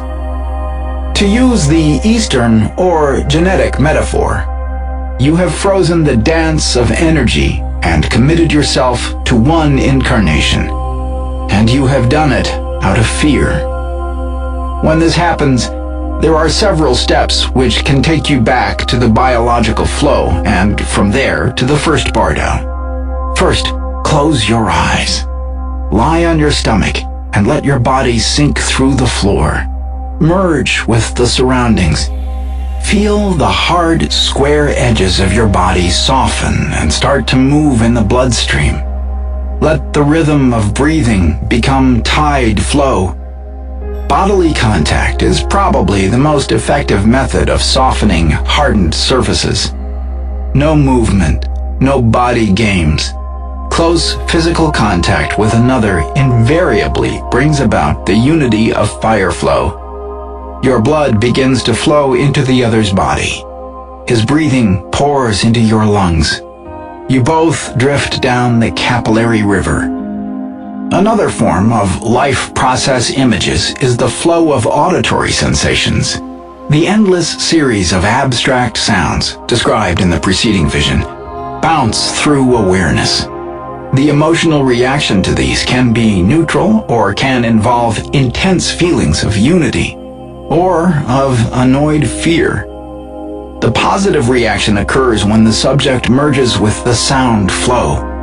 The thudding drum of the heart is sensed as the basic anthem of humanity. The whooshing sough of the breath as the rushing river of all life. Overwhelming feelings of love, gratitude, and oneness funnel into the moment of sound, into each note of the biological concerto. But, as always, the Voyager may intrude his personality with its wants and opinions. He may not like the noise. His judgmental ego may be aesthetically offended by the sounds of life. The heart thud is, after all, monotonous. The natural music of the inner ear, with its clicks and hums and whistles, lacks the romantic symmetries of Beethoven. The terrible separation of me from my body occurs. Horrible, out of my control, turn it off. The trained guide can usually sense when ego attachment threatens to pull the person out of the unitive flow. At this time, he can guide the Voyager by reading the instructions for Vision 3. Vision 4. The wave vibration structure of external forms. Eyes open, or rapt involvement with external stimuli, intellectual aspects. The pure, content-free light of the first bardo probably involves basic electrical wave energy. This is nameless, indescribable, because it is far beyond any concepts which we now possess. Some future atomic physicist may be able to classify this energy. Perhaps it will always be ineffable for a nervous system such as that of Homo sapiens. Can an organic system comprehend the vastly more efficient inorganic? At any event, most persons, even the most illuminated, find it impossible to maintain experiential contact with this void light and slip back to imposing mental structures, hallucinatory and revelatory, upon the flow. Thus, we are brought to another frequent vision, which involves intense, rapt, unitive awareness of external stimuli. If the eyes are open, this super-reality effect can be visual. The penetrating impact of other stimuli can also set off revelatory imagery. It comes about this way. The subject's awareness is suddenly invaded by an outside stimulus. His attention is captured, but his old conceptual mind is not functioning. But other sensitivities are engaged. He experiences direct sensation, the raw isness. He sees not objects, but patterns of light waves. He hears not music or meaningful sound, but acoustic waves. He is struck by the sudden revelation that all sensation and perception are based on wave vibrations, that the world around him, which heretofore had an illusory solidity, is nothing more than a play of physical waves, that he is involved in a cosmic television show which has no more substantiality than the images on his TV picture tube.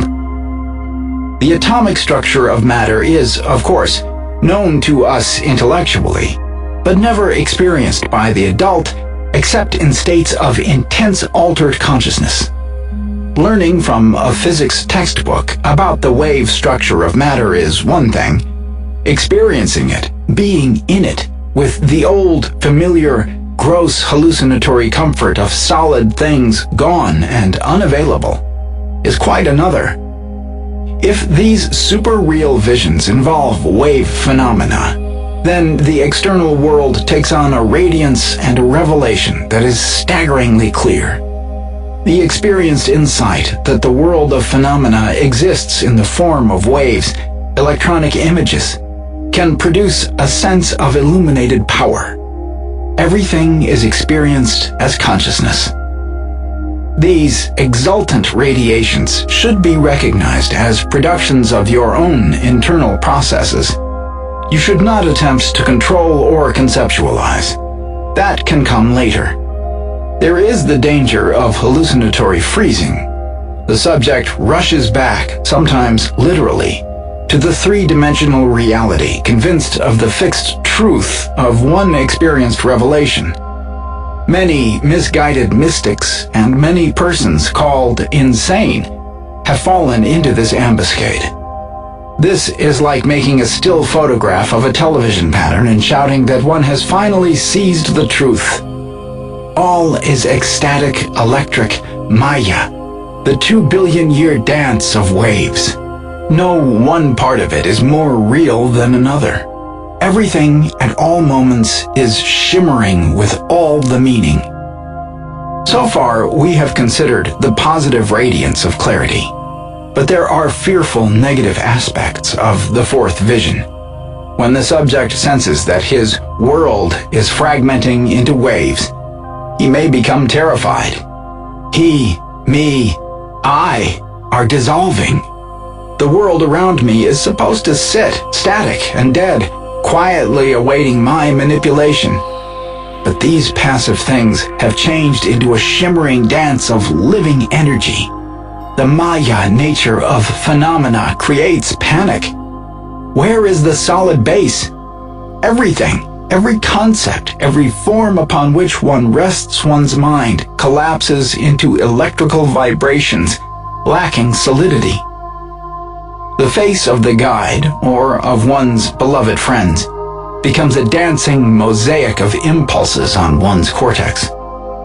My consciousness has created everything of which I am conscious. I have kinescoped my world, my loved ones, myself. All are just shimmering energy patterns. Instead of clarity and exultant power, there is confusion. The subject staggers around, grasping at electron patterns, striving to freeze them back into the familiar robot forms. All solidity is gone. All phenomena are paper images pasted on the glass screen of consciousness. For the unprepared, or for the person whose karmic residue stresses control, the discovery of the wave nature of all structure, the Maya revelation, is a disastrous web of uncertainty. We have discussed only the visual aspects of the fourth vision. Auditory phenomena are of equal importance.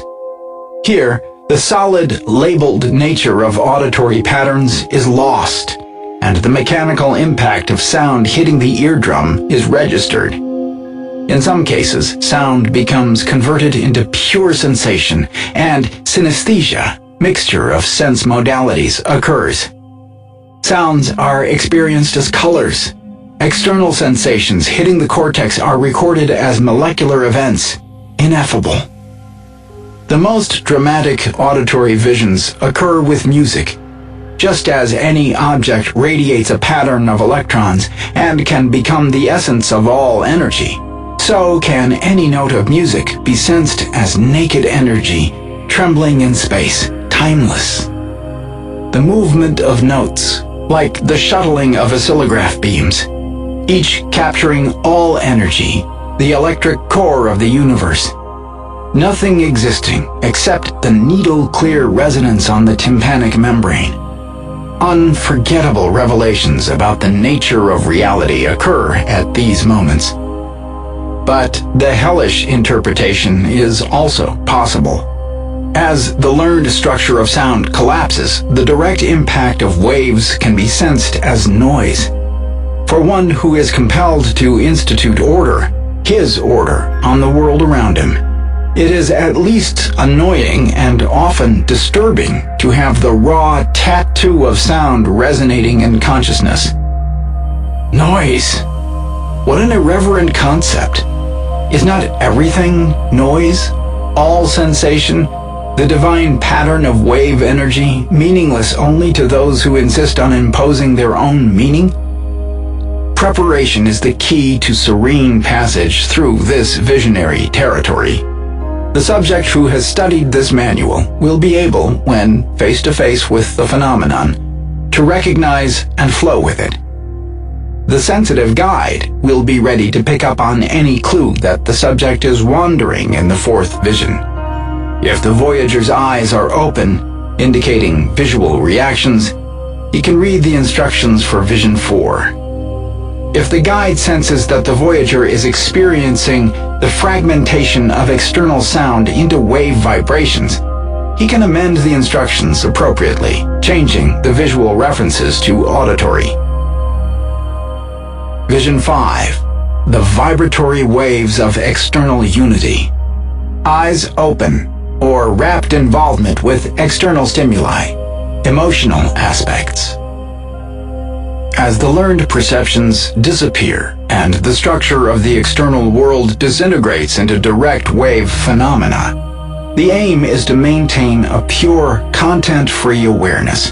First Bardo. Despite the preparations, one is likely to be led backwards by one's own mental inclinations into too hallucinatory or revelatory interpretations of reality. One reaction leads to the intellectual clarity or frightened confusion of the forced vision just described. Another interpretation is the emotional reaction to the fragmentation of differentiated forms.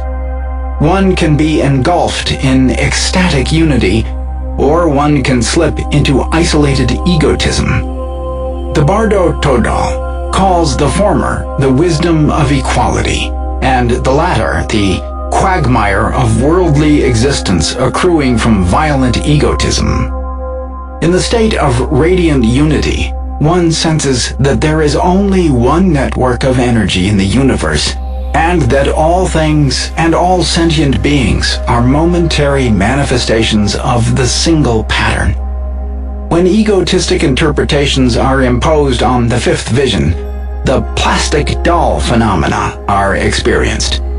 Differentiated forms are seen as inorganic, dull, mass-produced, shabby, plastic, and all persons, including self, are seen as lifeless mannequins isolated from the vibrant dance of energy, which has been lost.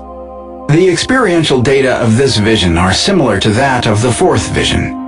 All artifactual learned structure collapses back to energy vibrations. The awareness is dominated not by revelatory clarity, but by shimmering unity. The subject is entranced by the silent, whirling play of forces. Exquisite forms dance by him. All surrounding objects radiate energy, brilliant emanations. His own body is seen as a play of forces. If he looks in a mirror, he sees a shining mosaic of particles. The sense of his own wave structure becomes stronger, a feeling of melting, floating off. The body is no longer a separate unit, but a cluster of vibrations sending and receiving energy, a phase of the dance of energy which has been going on for millennia. A sense of profound oneness, a feeling of the unity of all energy. Superficial differences of role, caste, status, sex, species, form, power, size, beauty, even the distinctions between inorganic and living energy, disappear before the ecstatic union of all in one.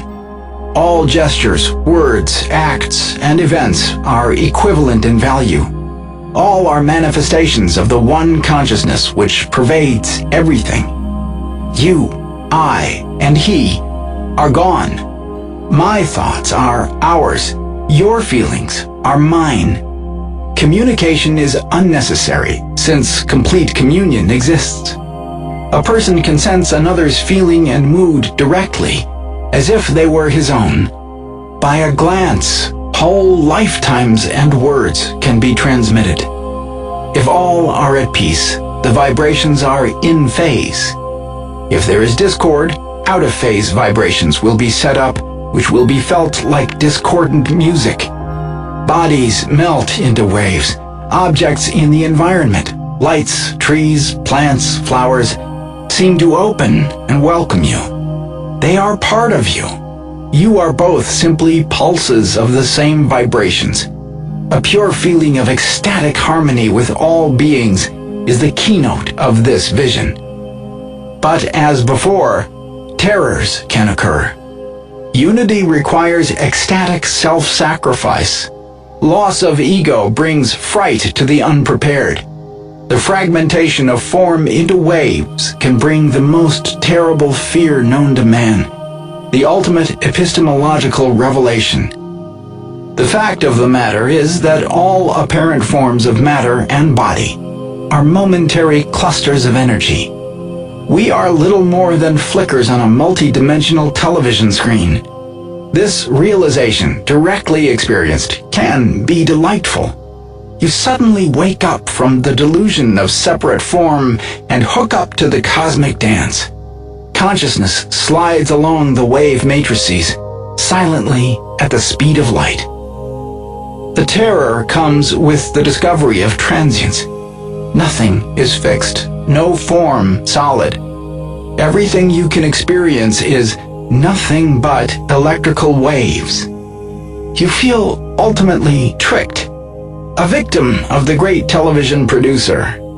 Distrust. The people around you are lifeless television robots. The world around you is a facade, a stage set. You are a helpless marionette, a plastic doll in a plastic world. If others attempt to help, they are seen as wooden, waxen, feelingless, cold, grotesque, maniacal space fiction monsters. You are unable to feel. I am dead. I will never live and feel again. In wild panic, you may attempt to force feeling back by action, by shouting. You will then enter the third Bardo stage and be reborn in an unpleasant way. The best method to escape from fifth vision terrors is to remember this manual, relax, and swing with the wave dance. Or to communicate to the guide that you are in a plastic doll phase, and he will guide you back. Another solution is to move to the internal biological flow. Follow the instructions given in the third vision. Close your eyes. Lie prone, seek bodily contact, float down into your bodily stream. In so doing, you are recapitulating the evolutionary sequence. For billions of years, inorganic energy danced the cosmic round before the biological rhythm began. Don't rush it. If the guide senses that the person is experiencing plastic doll visions or is afraid of the uncontrollability of his own feelings, he should read to him the instructions for Vision 5. Vision 6. The Retinal Circus. Each of the second Bardo visions thus far described was one aspect of the experiencing of reality. The inner fire or outer waves, apprehended intellectually or emotionally. Each vision with its correspondent traps. Each of the peaceful deities appears with its attendant wrathful deities. To maintain any of these visions for any length of time requires a certain degree of concentration or one-pointedness of mind, as well as the ability to recognize them and not to be afraid. Thus, for most persons, the experience may pass through one or more of these phases without the voyager being able to hold them or stay with them. He may open and close his eyes. He may become alternately absorbed in internal sensations and external forms. The experience may be chaotic, beautiful, thrilling, incomprehensible, magical, ever-changing. He will travel freely through many worlds of experience. From direct contact with life process forms and images, he may pass to visions of human game forms. He may see and understand with unimagined clarity and brilliance various social and self-games that he and others play. His own struggles in karmic game existence will appear pitiful and laughable. Ecstatic freedom of consciousness is the keynote of this vision. Exploration of unimagined realms. theatrical adventures, plays within plays within plays. Symbols change into things symbolized, and vice versa. Words become things. Thoughts are music. Music is smelled. Sounds are touched. Complete interchangeability of the senses. All things are possible. All feelings are possible. A person may try on various moods like so many pieces of clothing. Subjects and objects whirl, transform, change into each other, merge, fuse, disperse again. External objects dance and sing. The mind plays upon them as upon a musical instrument. They assume any form, significance, or quality upon command. They are admired, adored, analyzed, examined, changed, made beautiful or ugly, large or small, important or trivial, useful, dangerous, magical, or incomprehensible. They may be reacted to with wonder, amazement, humor, veneration, love, disgust, fascination, horror, delight, fear, ecstasy. Like a computer with unlimited access to any programs, the mind roams freely. Personal and racial memories bubble up to the surface of consciousness, interplay with fantasies, wishes, dreams, and external objects. A present event becomes charged with profound emotional significance. A cosmic phenomenon becomes identical with some personal quirk. Metaphysical problems are juggled and bounced around. Pure primary process, spontaneous outpouring of association, opposites merging, images fusing, condensing, shifting, collapsing, expanding, merging, connecting. This kaleidoscopic vision of game reality may be frightening and confusing to an ill-prepared subject. Instead of exquisite clarity of many-leveled perception, he will experience a confused chaos of uncontrollable, meaningless forms. Instead of delight at the playful acrobatics of the free intellect, there will be anxious clinging to an elusive order.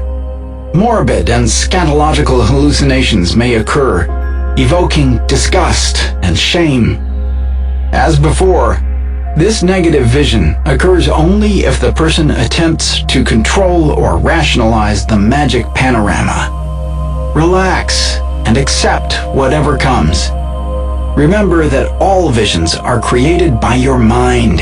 The happy and the unhappy, the beautiful and the ugly, the delightful and the horrifying.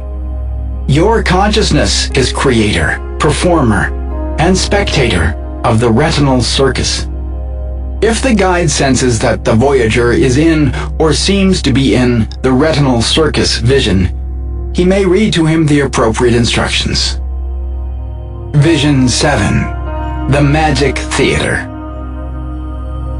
If the voyager was unable to maintain the passive serenity necessary for the contemplation of the previous visions, the peaceful deities, he moves now into a more dramatic and active phase.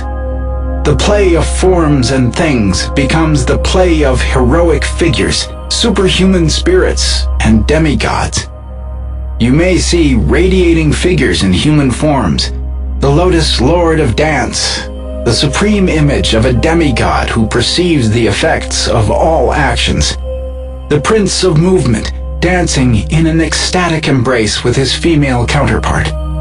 Heroes, heroines, celestial warriors, male and female demigods, angels, fairies. The exact form of these figures will depend on the person's background and tradition. Archetypal figures in the forms of characters from Greek, Egyptian, Nordic, Celtic, Aztec, Persian, Indian, Chinese mythology. The shapes differ. The source is the same. They are the concrete embodiments of aspects of a person's own psyche. Archetypal forces below verbal awareness and expressible only in symbolic form. The figures are often extremely colorful and accompanied by a variety of awe-inspiring sounds.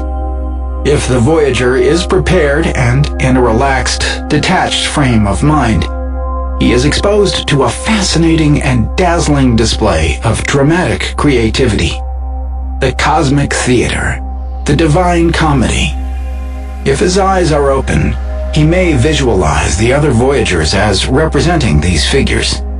The face of a friend may turn into that of a young boy, a baby, the child god, into a heroic statue, a wise old man, a woman, animal, goddess, sea mother, young girl, nymph, elf, goblin, leprechaun. Images of the great painters arise as the familiar representations of these spirits. The images are inexhaustible and manifold, an illuminating voyage into the areas where the personal consciousness merges with the supra-individual. The danger is that the voyager becomes frightened by or unduly attracted to these powerful figures. The forces represented by them may be more intense than he was prepared for. Inability or unwillingness to recognize them as products of one's own mind leads to escape into animalistic pursuits. The person may become involved in the pursuit of power, lust, wealth, and descend into third bardo rebirth struggles. If the guide senses that the voyager is caught in this trap, the appropriate instructions for Vision 7 may be used. The Wrathful Visions, Second Bardo Nightmares. 7 Second Bardo visions have been described. At each one of them, the voyager could recognize what he saw and be liberated. Multitudes will be liberated by that recognition, and although multitudes obtain liberation in that manner, the number of sentient beings being great, evil karma powerful, obscurations dense, propensities of too long standing, the wheel of ignorance and illusion becomes neither exhausted nor accelerated. Despite the confrontations, there is a vast preponderance of those who wander downwards unliberated. Thus, in the Tibetan Todal, after the 7 peaceful deities, there come 7 visions of wrathful deities, 58 in number, male and female, flame-enhaloed, wrathful, blood-drinking. These herukas, as they are called, will not be described in detail, especially since Westerners are liable to experience the wrathful deities in different forms. Instead of many-headed, fierce mythological demons, they are more likely to be engulfed and ground by impersonal machinery, manipulated by scientific, torturing control devices, and other space fiction horrors. The Tibetans regard the nightmare visions as primarily intellectual products. They assign them to the brain chakra, whereas the peaceful deities are assigned to the heart chakra, and the knowledge-holding deities to the intermediate throat chakra. They are the reactions of the mind to the process of consciousness expansion. They represent the attempts of the intellect to maintain its threatened boundaries. They symbolize the struggle of breaking through to ego loss, understanding, and awareness. Because of the terror and awe they produce, recognition is difficult. Yet, in a way, it is also easier in that, since these negative hallucinations command all attention, the mind is alert and, therefore, through trying to escape from fear and terror, people get involved in psychotic states and suffer. But with the aid of this manual and the presence of a guide, the voyager will recognize these hell visions as soon as he sees them, and welcome them like old friends. Again, when psychologists, philosophers, and psychiatrists who do not know these teachings experience ego loss, however assiduously they may have devoted themselves to academic study, and however clever they may have been in expounding intellectual theories, none of the higher phenomena will appear. This is because they are unable to recognize the visions occurring in these psychedelic experiences.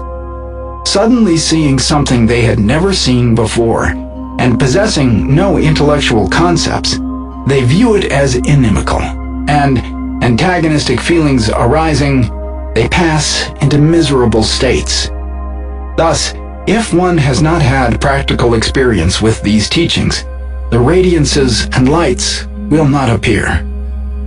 Those who believe in these doctrines, even though they may seem to be unrefined, irregular in performance of duties, inelegant in habits, and perhaps even unable to practice the doctrine successfully, let no one doubt them or be disrespectful towards them, but pay reverence to their mystic faith.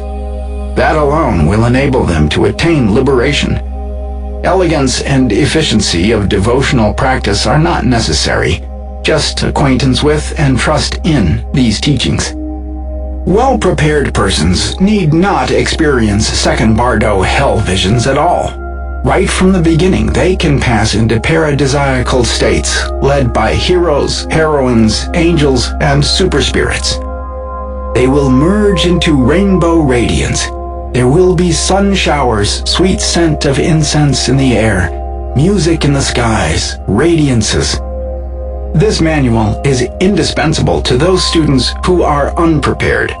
Those proficient in meditation will recognize the clear light at the moment of ego loss, and will enter the blissful void, Dharmakaya. They will also recognize the positive and negative visions of the second bardo, and obtain illumination, Sambhogakaya, and, being reborn on a higher level, will become inspired saints or teachers, Nirminakaya.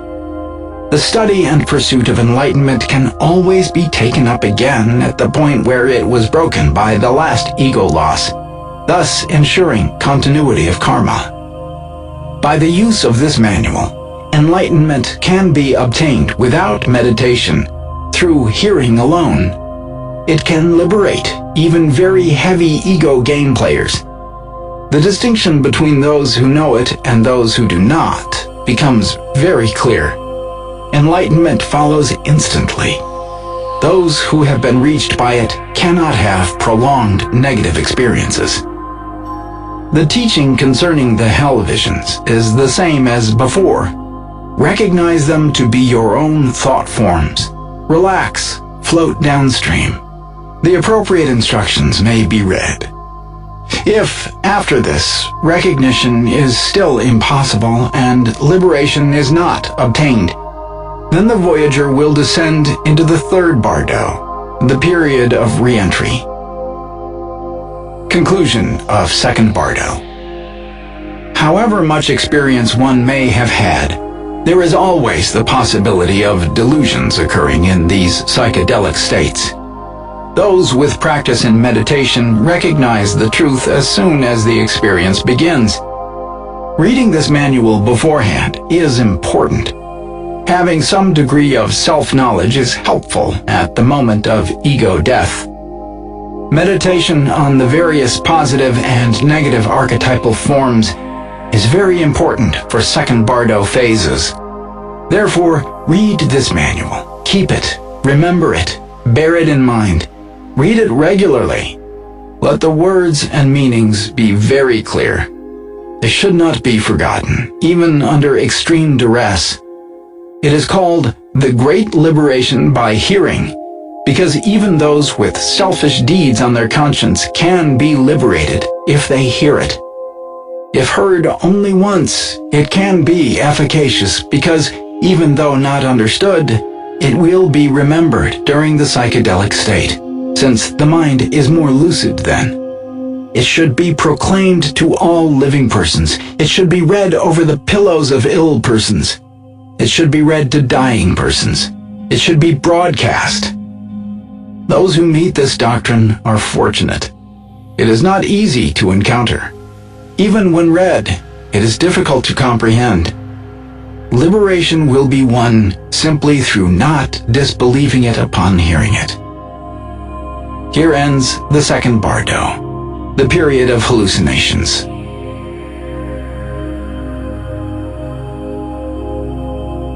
Third bardo, the period of re-entry, Sidpa bardo. Introduction.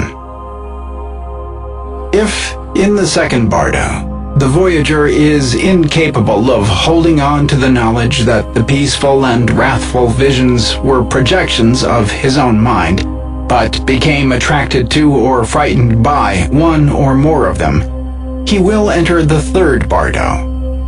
In this period, he struggles to regain routine reality and his ego. The Tibetans call it the bardo of seeking rebirth. It is the period in which the consciousness makes the transition from transcendent reality to the reality of ordinary waking life.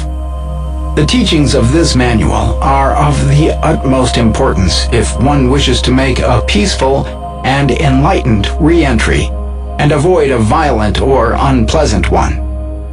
In the original Bardo Todal, the aim of the teachings is liberation, i.e., release from the cycle of birth and death. Interpreted esoterically, this means that the aim is to remain at the stage of perfect illumination and not to return to social game reality. Only persons of extremely advanced spiritual development are able to accomplish this by exercising the transference principle at the moment of ego death. For average persons who undertake a psychedelic voyage, the return to game reality is inevitable. Such persons can and should use this part of the manual for the following purposes. 1. To free themselves from third bardo traps. 2. To prolong the session, thus assuring a maximum degree of illumination. 3. To select a favorable re-entry, i.e., to return to a wiser and more peaceful post-session personality. Although no definite time estimates can be given, the Tibetans estimate that about 50% of the entire psychedelic experience is spent in the third bardo by most normal people. At times, as indicated in the introduction, someone may move straight to this re-entry period if he is unprepared for or frightened by the ego loss experiences of the first two bardos. The types of re-entry made can profoundly color the person's subsequent attitudes and feelings about himself and the world for weeks or even months afterwards.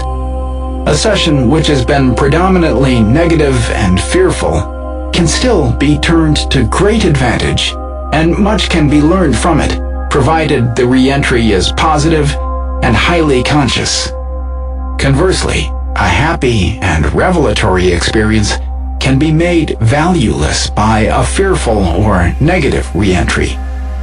The key instructions of the third bardo are 1. Do nothing. Stay calm, passive, and relaxed, no matter what happens. And 2. Recognize where you are. If you do not recognize, you will be driven by fear to make a premature and unfavorable re-entry.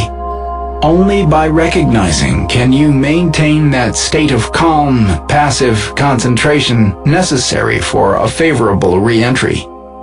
That is why so many recognition points are given. If you fail on one, it is always possible, up to the very end, to succeed on another. Hence, these teachings should be read carefully and remembered well. In the following sections, some of the characteristic third bardo experiences are described. In Part 4, instructions are given appropriate to each section. At this stage, in a psychedelic session, the voyager is usually capable of telling the guide verbally what he is experiencing, so that the appropriate sections can be read. A wise guide can often sense the precise nature of the ego's struggle without words. The voyager will usually not experience all of these states, but only one or some of them. Or sometimes the return to reality can take completely new and unusual turns. In such a case, the general instructions for the third bardo should be emphasized. 1. General description of the third bardo. Normally, the person descends step by step into lower, more constricted states of consciousness. Each step downwards may be preceded by a swooning into unconsciousness. Occasionally, the descent may be sudden, and the person will find himself jolted back to a vision of reality which, by contrast with the preceding phases, seems dull, static, hard, angular, ugly, and puppet-like. Such changes can induce fear and horror, and he may struggle desperately to regain familiar reality. He may get trapped into irrational or even bestial perspectives, which then dominate his entire consciousness. These narrow, primitive elements stem from aspects of his personal history, which are usually repressed. The more enlightened consciousness of the first two bardos and the civilized elements of ordinary waking life are shelved in favor of powerful, obsessive, primitive impulses, which, in fact, are merely faded and incoherent instinctual parts of the Voyager's total personality. The suggestibility of Bardo consciousness makes them seem all-powerful and overwhelming.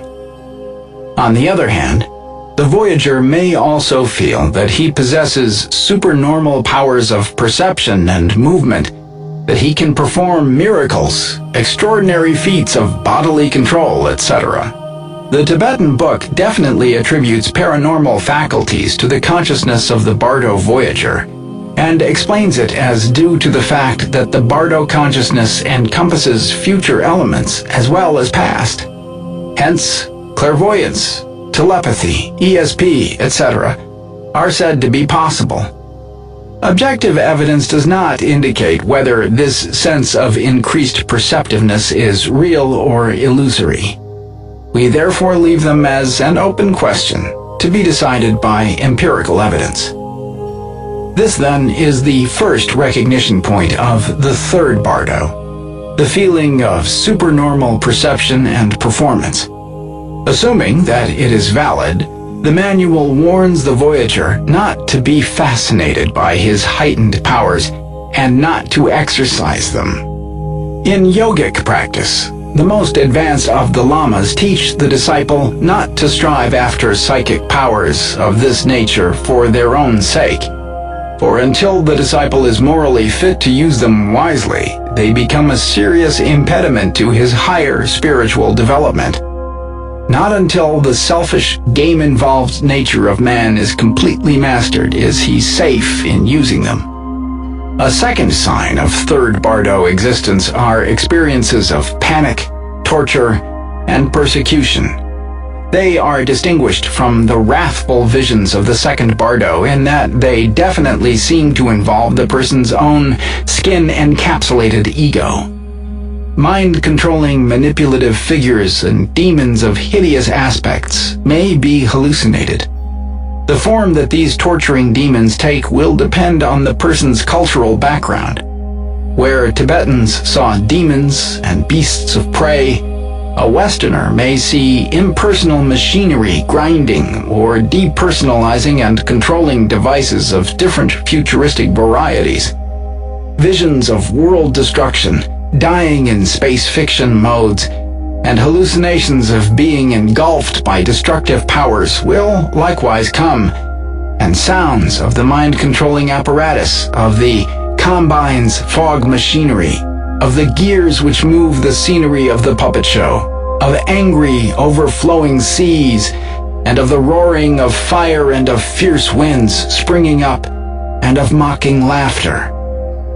When these sounds and visions come, the first impulse will be to flee from them in panic and terror, not caring where one goes so long as one goes out. In psychedelic drug experiences, the person may at this time plead or demand to be brought out of it through antidotes or tranquilizers. The person may see himself as about to fall down deep, terrifying precipices.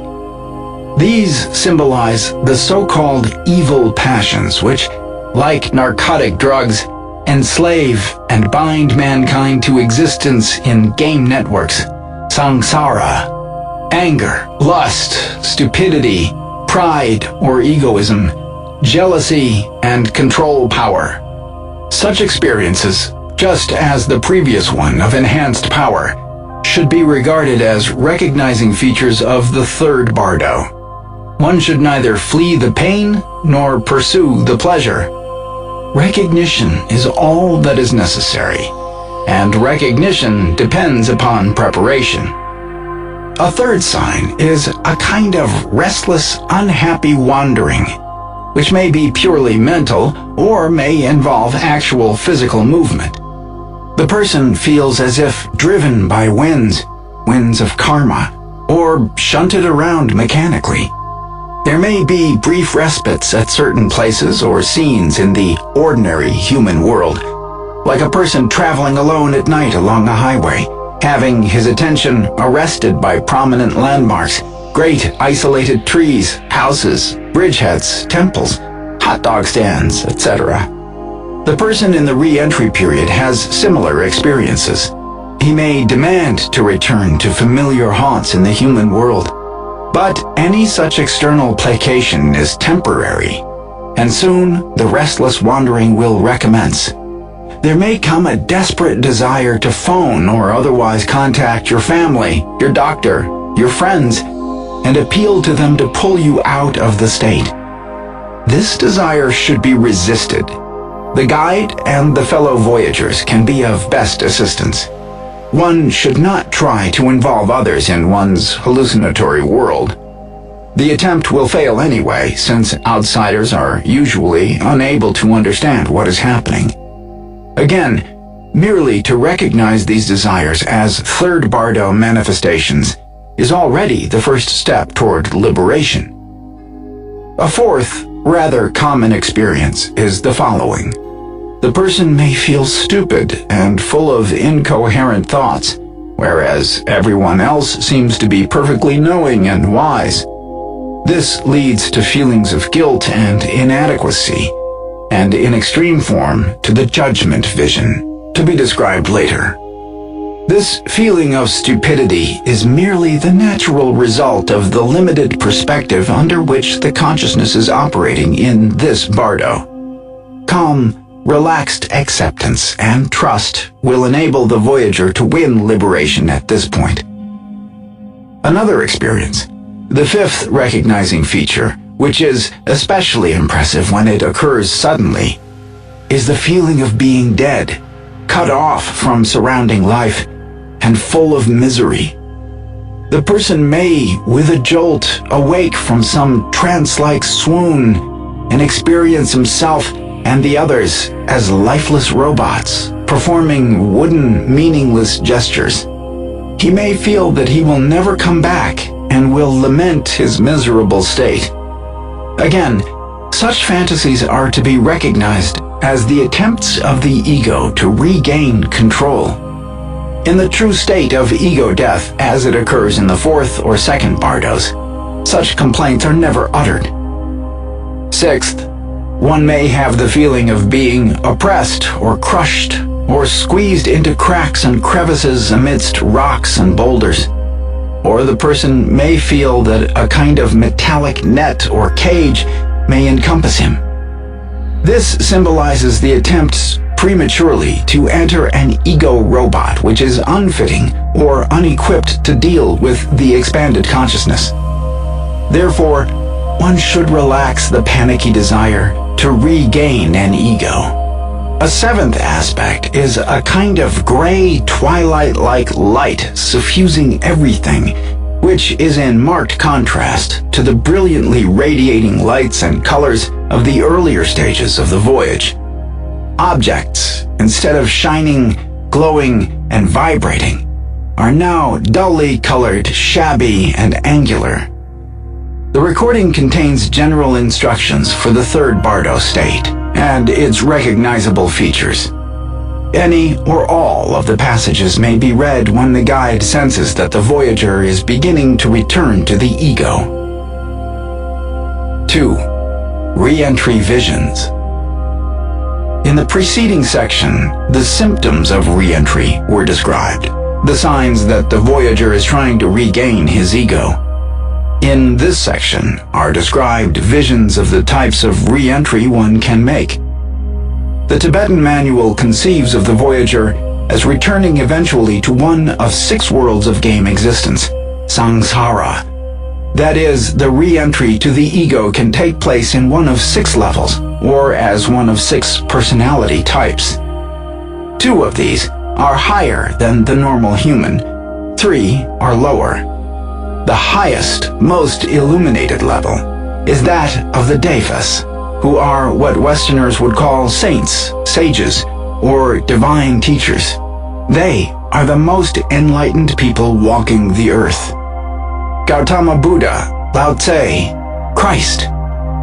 The second level is that of the asuras, who may be called titans or heroes, people with a more than human degree of power and vision.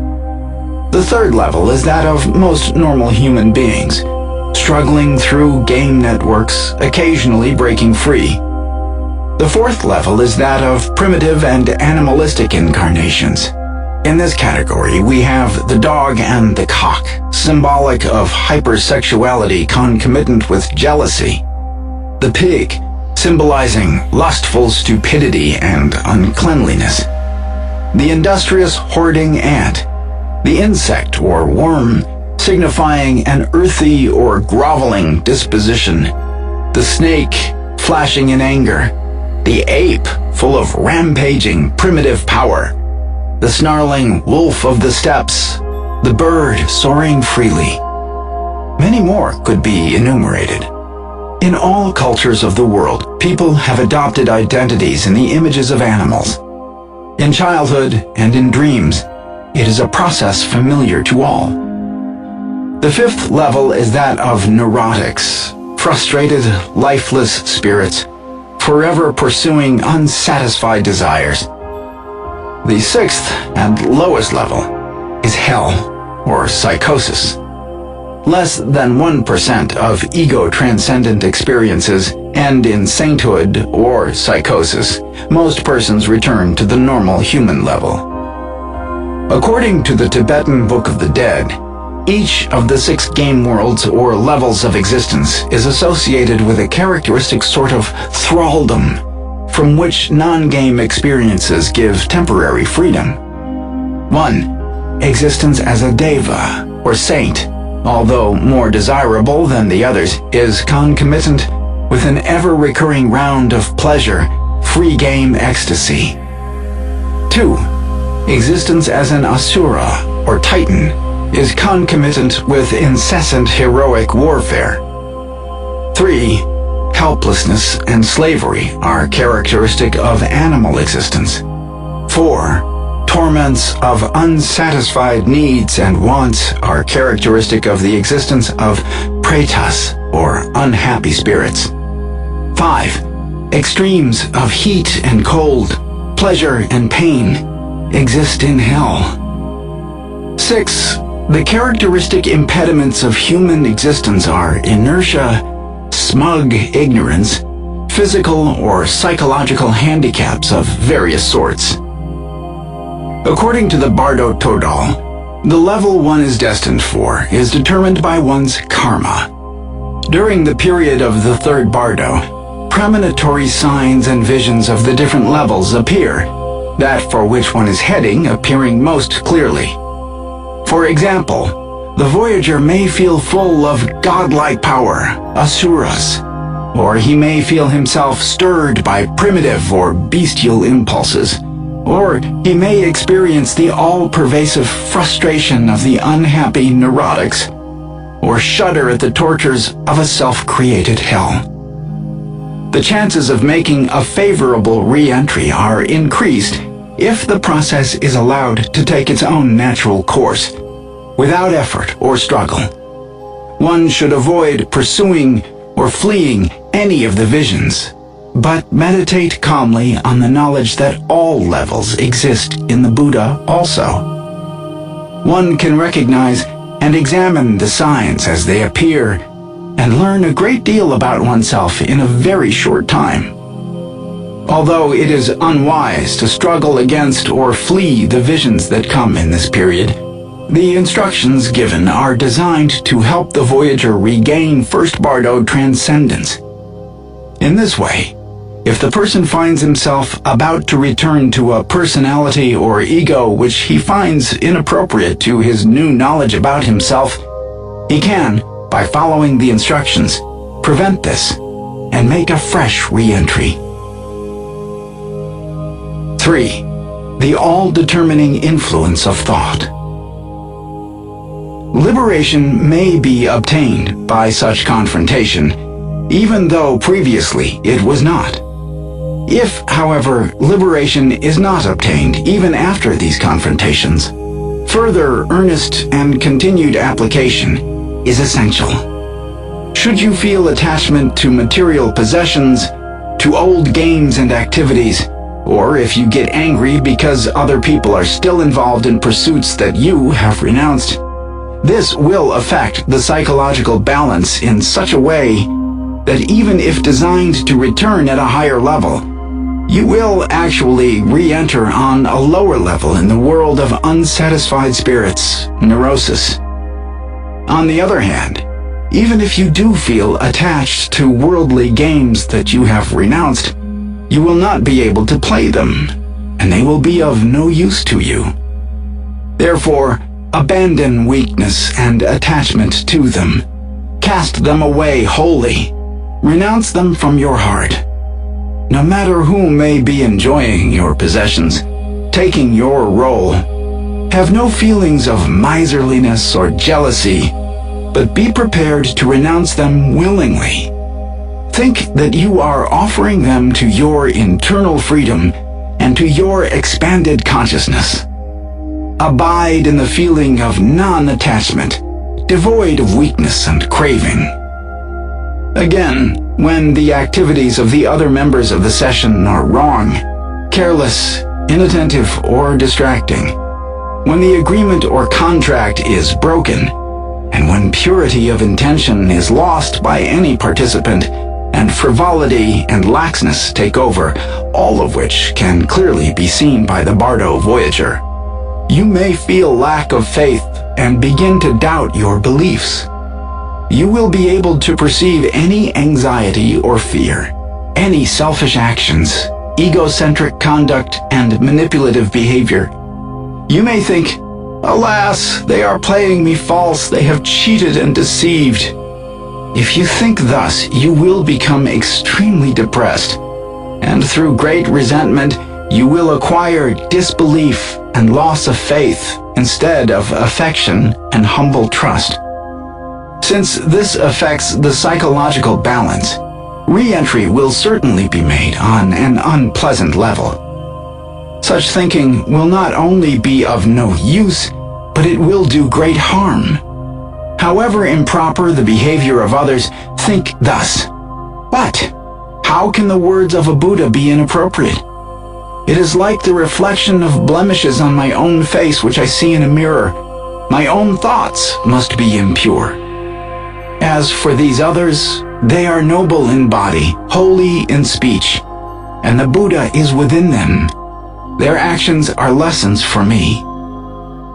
Thus thinking, put your trust in your companions and exercise sincere love towards them. Then whatever they do will be to your benefit. The exercise of that love is very important. Do not forget this. Again, even if you were destined to return to a lower level, and are already going into that existence, yet through the good deeds of friends, relatives, participants, learned teachers who devote themselves wholeheartedly to the correct performance of beneficent rituals, the delight from your feeling greatly cheered at seeing them will, by its own virtue, so affect the psychological balance that even though heading downwards, you may yet rise to a higher and happier level. Therefore, you should not create selfish thoughts, but exercise pure affection and humble faith towards all, impartially. This is highly important. Hence, be extremely careful. The instructions given concerning the influence of thought are useful in any phase of the third bardo, but particularly if the Voyager is reacting with suspicion or resentment to other members of the group, or to his own friends and relatives. 4. Judgment visions. The judgment vision may come. The third bardo blame game. Your good genius will count up your good deeds with white pebbles, the evil genius the evil deeds with black pebbles. A judgment scene is a central part of many religious systems, and the vision can assume various forms. Westerners are most likely to see it in the well-known Christian version. The Tibetans give a psychological interpretation to this as to all other visions. The judge, or Lord of Death, symbolizes conscience itself in its stern aspect of impartiality and love of righteousness. The mirror of karma, the Christian judgment book, consulted by the judge, is memory. Different parts of the ego will come forward, some offering lame excuses to meet accusations, others ascribing baser motives to various deeds, counting apparently neutral deeds among the black ones. Still others offering justifications or requests for pardon. The mirror of memory reflects clearly. Lying and subterfuge will be of no avail. Be not frightened. Tell no lies. Face truth fearlessly. Now you may imagine yourself surrounded by figures who wish to torment, torture, or ridicule you. The executive furies of the robot Lord of Death. These merciless figures may be internal, or they may involve the people around you, seen as pitiless, mocking, superior. Remember that fear and guilt and persecuting, mocking figures are your own hallucinations, your own guilt machine. Your personality is a collection of thought patterns and void. It cannot be harmed or injured. Swords cannot pierce it. Fire cannot burn it. Free yourself from your own hallucinations. In reality, there is no such thing as the Lord of Death, or a justice-dispensing god or demon or spirit. Act so as to recognize this. Recognize that you are in the third bardo. Meditate upon your ideal symbol. If you do not know how to meditate, then merely analyze with great care the real nature of that which is frightening to you. Reality is nothing but a voidness, dharmakaya. That voidness is not of the voidness of nothingness, but a voidness at the true nature of which you feel awed, and before which your consciousness shines more clearly and lucidly. If the voyager is struggling with guilt and penance hallucinations, the instructions for judgment visions may be read. 5. Sexual visions. Sexual visions are extremely frequent during the third bardo. You may see or imagine males and females copulating. This vision may be internal, or it may involve the people around you. You may hallucinate multi-person orgies and experience both desire and shame, attraction and disgust. You may wonder what sexual performance is expected of you and have doubts about your ability to perform at this time. When these visions occur, remember to withhold yourself from action or attachment. Have faith and float gently with the stream. Trust in the unity of life and in your companions. If you attempt to enter into your old ego because you are attracted or repulsed, if you try to join or escape from the orgy you are hallucinating, you will re-enter on an animal or neurotic level. If you become conscious of maleness, hatred of the father together with jealousy and attraction towards the mother will be experienced. If you become conscious of femaleness, hatred of the mother together with attraction and fondness for the father is experienced. It is perhaps needless to say that this kind of self-centered sexuality has little in common with the sexuality of transpersonal experiences. Physical union can be one expression or manifestation of cosmic union. visions of sexual union may sometimes be followed by visions of conception. You may actually visualize the sperm uniting with the ovum, of intrauterine life, and of birth through a womb. Some people claim to have relived their own physical birth in psychedelic sessions, and occasionally confirming evidence for such claims has been put forward. Whether this is so or not may be left as a question to be decided by empirical evidence. Sometimes the birth visions will be clearly symbolic, e.g., emergence from a cocoon, breaking out of a shell, etc. Whether the birth vision is constructed from memory or fantasy, the psychedelic voyager should try to recognize the signs indicating the type of personality that is being reborn. The appropriate instructions may be read to the voyager who is struggling with sexual hallucinations. 6. Methods for preventing the re-entry. Although many confrontations and recognition points have been given, the person may be ill-prepared and still be wandering back to game reality. It is of advantage to postpone the return for as long as possible, thus maximizing the degree of enlightenment in the subsequent personality. For this reason, 4 meditative methods are given for prolonging the ego loss state. They are 1. Meditation on the Buddha or guide, 2. Concentration on good games, 3. Meditation on illusion, and 4.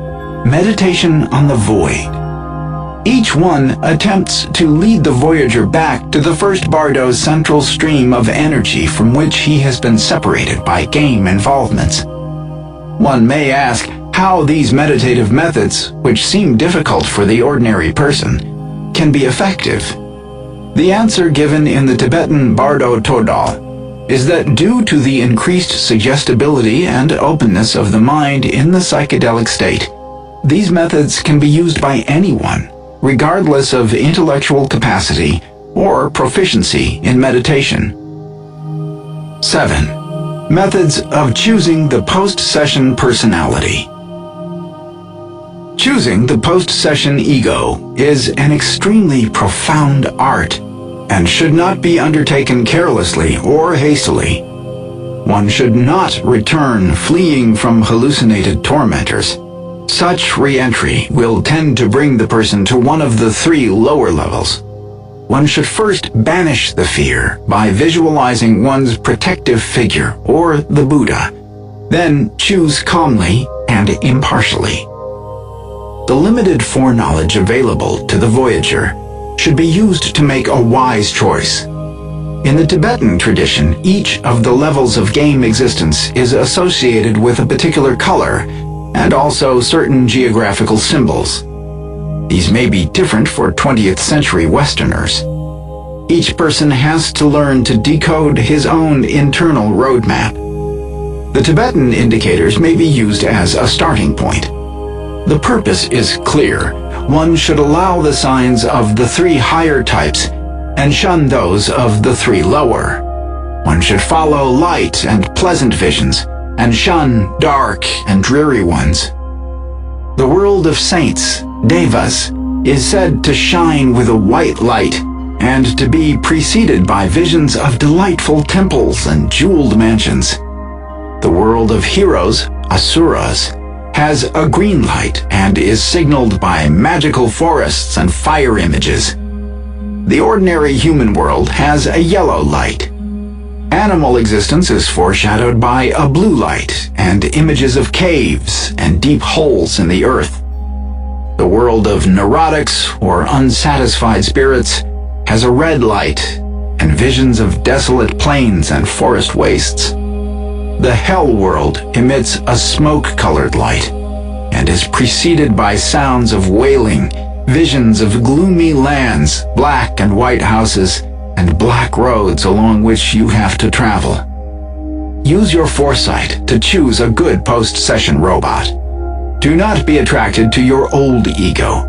Whether you choose to pursue power or status or wisdom or learning or servitude or whatever, choose impartially without being attracted or repelled. enter into game existence with good grace, voluntarily and freely. Visualize it as a celestial mansion, i.e., as an opportunity to exercise game ecstasy. Have faith in the protection of the deities and choose.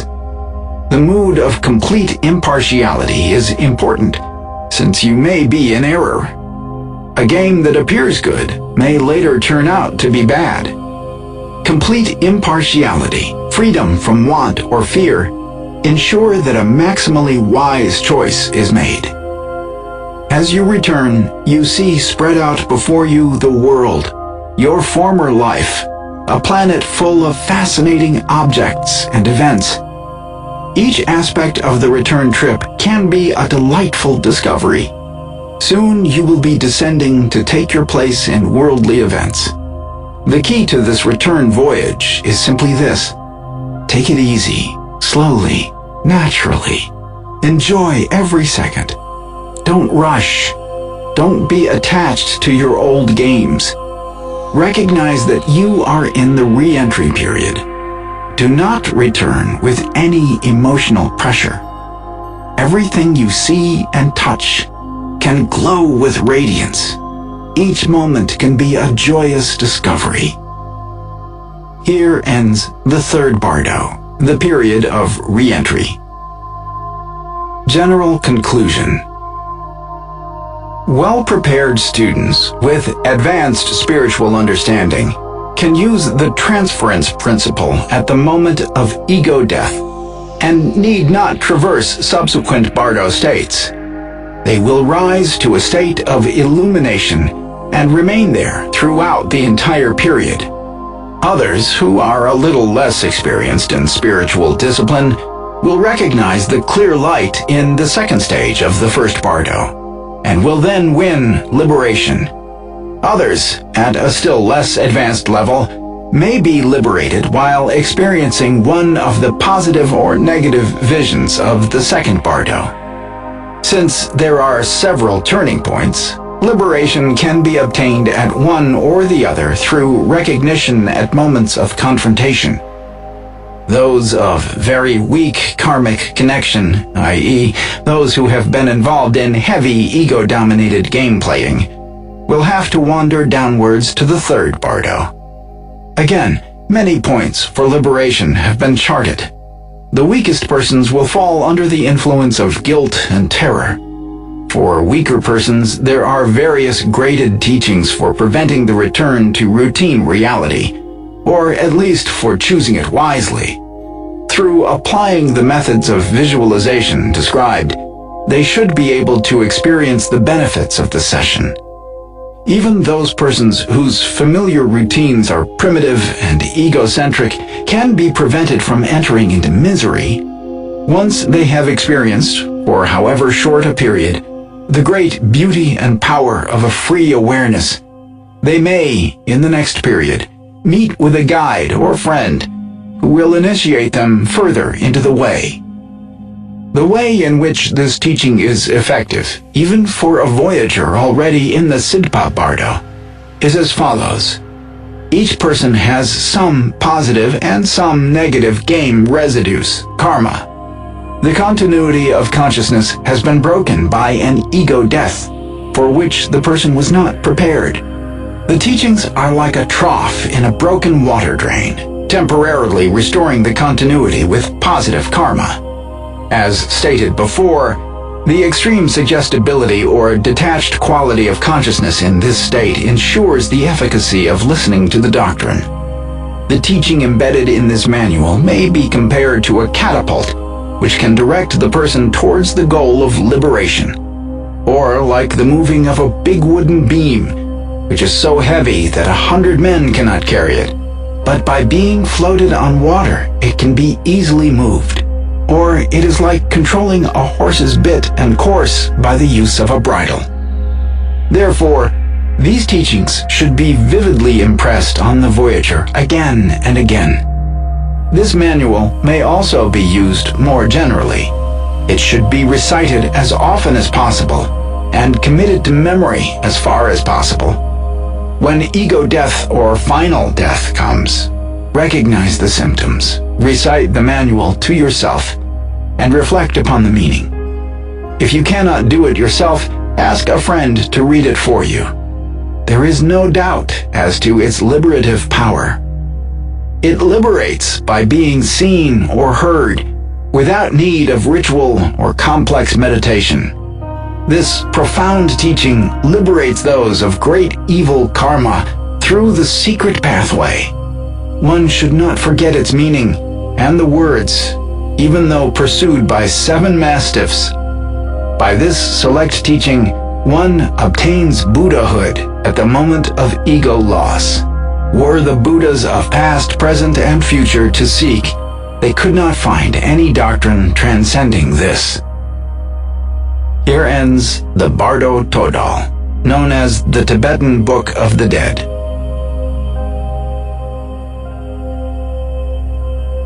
Three, some technical comments about psychedelic sessions. Use of this manual. The most important use of this manual is for preparatory reading.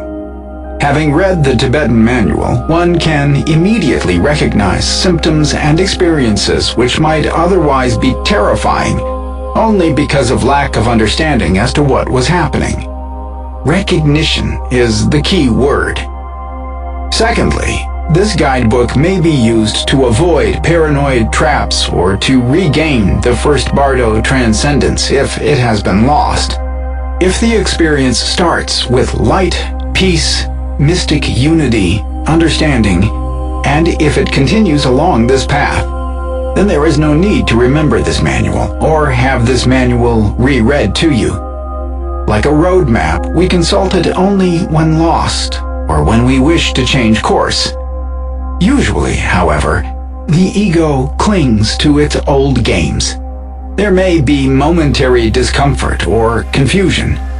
If this happens, the others present should not be sympathetic or show alarm. They should be prepared to stay calm and restrain their helping games. In particular, the doctor role should be avoided.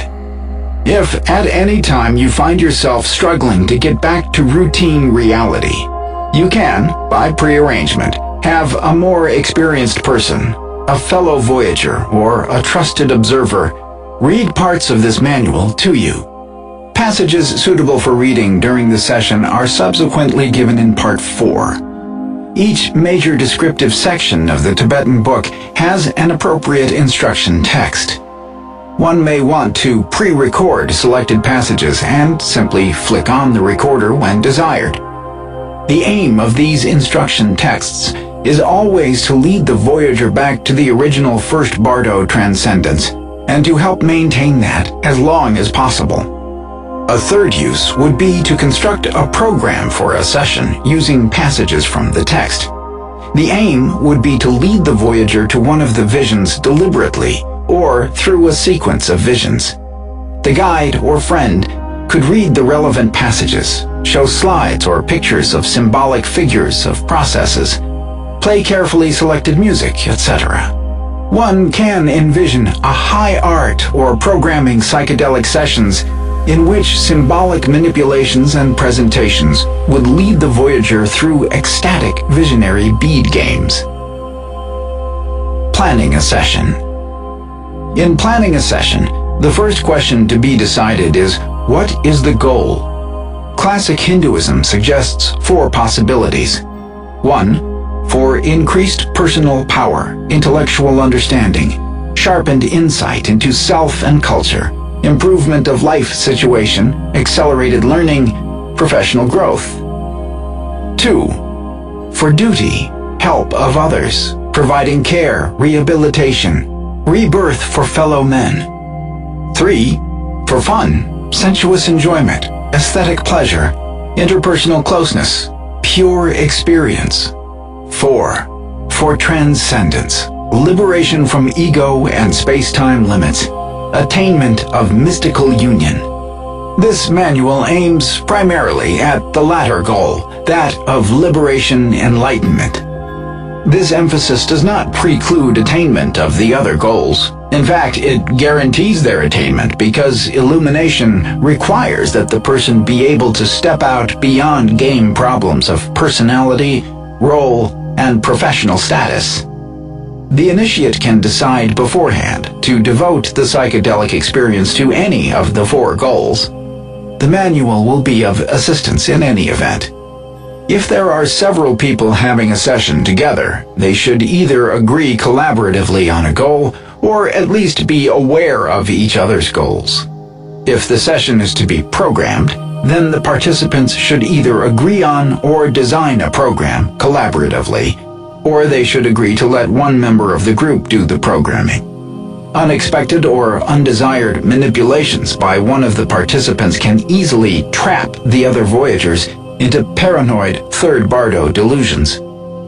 The voyager, especially in an individual session, may also wish to have either an extroverted or an introverted experience.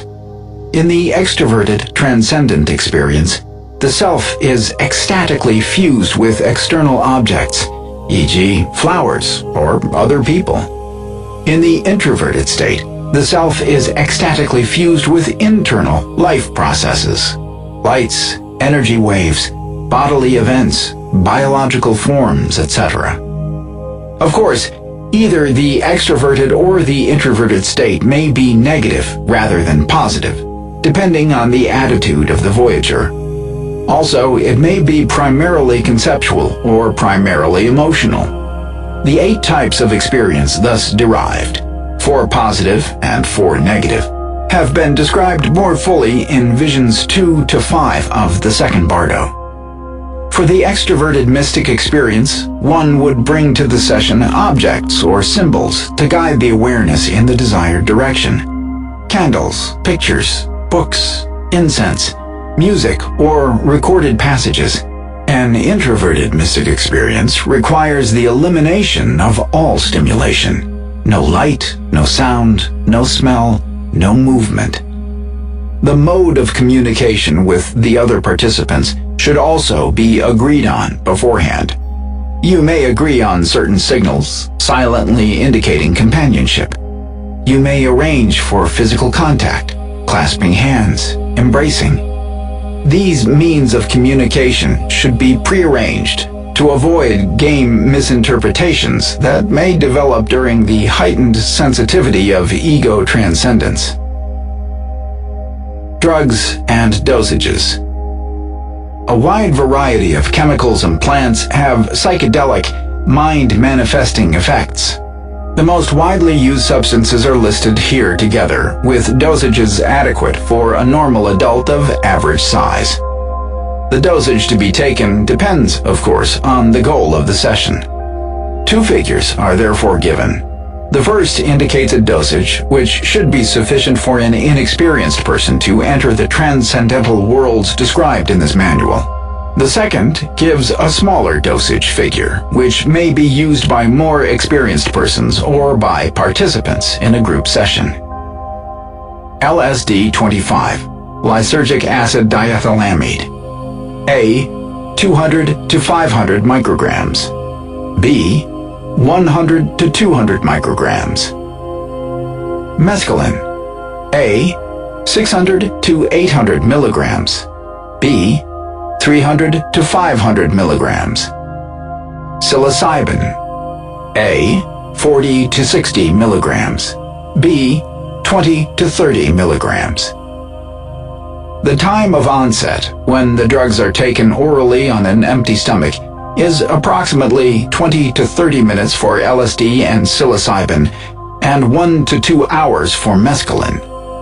The duration of the session is usually 8 to 10 hours for LSD and mescaline, and 5 to 6 hours for psilocybin. DMT, dimethyltryptamine, when injected intramuscularly in dosages of 50 to 60 milligrams, gives an experience approximately equivalent to 500 micrograms of LSD, but which lasts only 30 minutes. Some persons have found it useful to take other drugs before the session.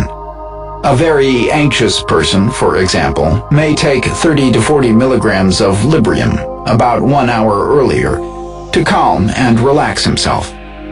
Methadone has also been used to induce a pleasant, euphoric mood prior to the session.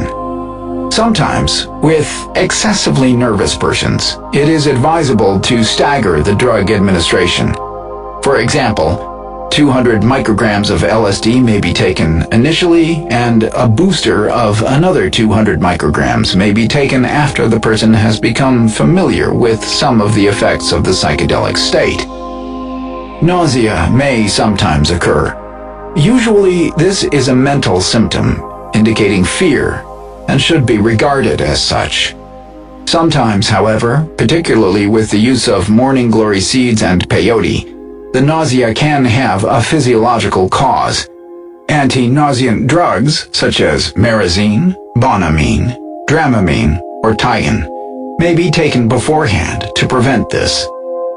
If a person becomes trapped in a repetitive game routine during a session, it is sometimes possible to break the set by administering 50 milligrams of DMT or even 25 milligrams of dexedrine or methadone. Such additional dosages, of course, should only be given with the person's own knowledge and consent.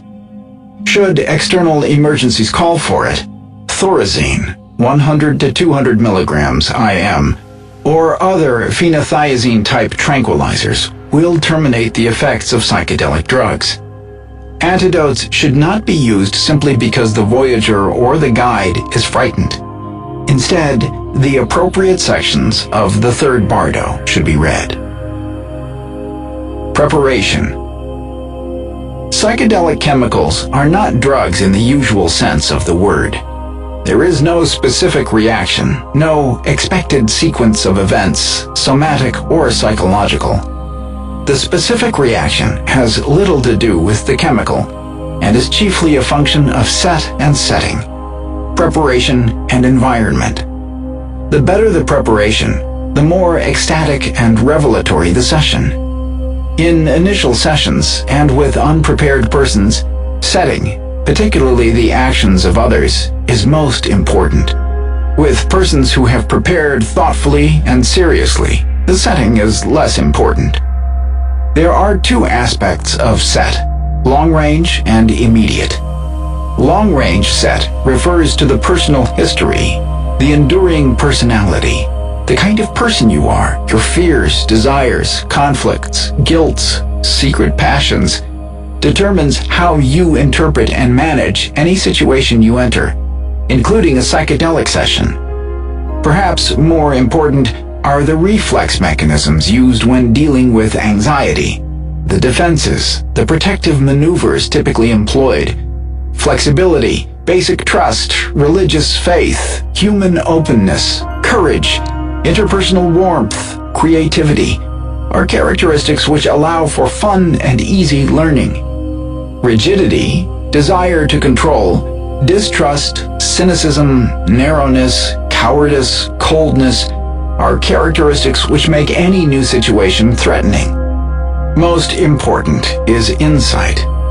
No matter how many cracks in the record, the person who has some understanding of his own recording machinery, who can recognize when he is not functioning as he would wish, is better able to adapt to any challenge, even the sudden collapse of his ego. The most careful preparation would include some discussion of the personality characteristics and some planning with the guide as to how to handle expected emotional reactions when they occur. Immediate set refers to the expectations about the session itself. Session preparation is of critical importance in determining how the experience unfolds. People tend naturally to impose their personal and social game perspectives on any new situation. Careful thought should precede the session to prevent narrow sets being imposed. Medical expectations. Some ill-prepared subjects unconsciously impose a medical model on the experience. They look for symptoms, interpret each new sensation in terms of sickness or health, place the guide in a doctor role, and, if anxiety develops, demand chemical rebirth, i.e., tranquilizers. Occasionally one hears of casual, ill-planned, non-guided sessions which end in the subject demanding to be hospitalized, etc. It is even more problem-provoking if the guide employs a medical model, watches for symptoms, and keeps hospitalization in mind to fall back on, as protection for himself. Rebellion against convention may be the motive of some people who take the drug. The idea of doing something far out or vaguely naughty is a naive set which can color the experience. Intellectual expectations are appropriate when subjects have had much psychedelic experience. Indeed, LSD offers vast possibilities for accelerated learning and scientific scholarly research. But for initial sessions, intellectual reactions can become traps. The Tibetan manual never tires of warning about the dangers of rationalization. Turn your mind off is the best advice for novitiates. Control of your consciousness is like flight instruction. After you have learned how to move your consciousness around, into ego loss and back, at will, then intellectual exercises can be incorporated into the psychedelic experience. The last stage of the session is the best time to examine concepts. The objective of this particular manual is to free you from your verbal mind as long as possible. Religious expectations invite the same advice as intellectual set. Again, the subject in early sessions is best advised to float with the stream, stay up as long as possible, and postpone theological interpretations until the end of the session, or to later sessions. Recreational and aesthetic expectations are natural. The psychedelic experience, without question, provides ecstatic moments which dwarf any personal or cultural game. Pure sensation can capture awareness. Interpersonal intimacy reaches Himalayan heights. Aesthetic delights, musical, artistic, botanical, natural, are raised to the millionth power. But all these reactions can be third bardo ego games. I am having this ecstasy. How lucky I am. Such reactions can become tender traps, preventing the subject from reaching pure ego loss, first bardo, or the glories of second bardo creativity. Planned expectations. This manual prepares the person for a mystical experience according to the Tibetan model. The sages of the snowy ranges have developed a most sophisticated and precise understanding of human psychology, and the student who studies this manual will become oriented for a voyage which is much richer in scope and meaning than any Western psychological theory. We remain aware, however, that the Bardo Todal model of consciousness is a human artifact, a second Bardo hallucination, however grand its scope. Some practical recommendations. The subject should set aside at least 3 days for his experience, a day before, the session day, and a follow-up day. This scheduling guarantees a reduction in external pressure and a more sober commitment to the voyage. Talking to others who have taken the voyage is excellent preparation, although the second Bardo hallucinatory quality of all descriptions should be recognized. Observing a session is another valuable preliminary. The opportunity to see others during and after a session shapes expectations. Reading books about mystical experience is a standard orientation procedure. Reading the accounts of others' experiences is another possibility. Aldous Huxley, Alan Watts, and Gordon Wasson have written powerful accounts. Meditation is probably the best preparation for a psychedelic session. Those who have spent time in the solitary attempts to manage the mind, to eliminate thought, and to reach higher stages of concentration are the best candidates for a psychedelic session. When the ego loss state occurs, they are ready. They recognize the process as an end eagerly awaited, rather than a strange event ill understood. The setting. The first and most important thing to remember in the preparation for a psychedelic session is to provide a setting which is removed from one's usual social and interpersonal games, and which is as free as possible from unforeseen distractions and intrusions. The voyager should make sure that he will not be disturbed by visitors or telephone calls, since these will often jar him into hallucinatory activity. Trust in the surroundings and privacy are necessary. A period of time, usually at least 3 days, should be set aside in which the experience will run its natural course, and there will be sufficient time for reflection and meditation.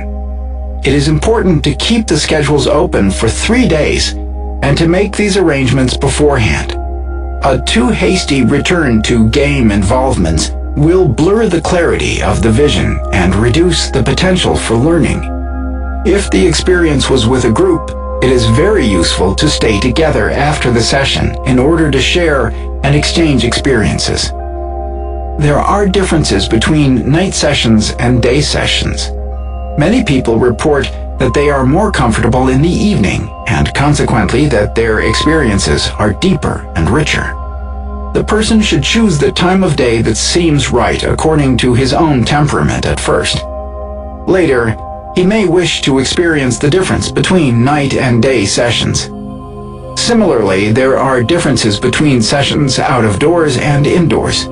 Natural settings such as gardens, beaches, forests, and open country have specific influences which one may or may not wish to incur. The essential thing is to feel as comfortable as possible in the surroundings, whether in one's living room or under the night sky. A familiarity with the surroundings may help one to feel confident in hallucinatory periods. If the session is held indoors, one must consider the arrangement of the room and the specific objects one may wish to see and hear during the experience.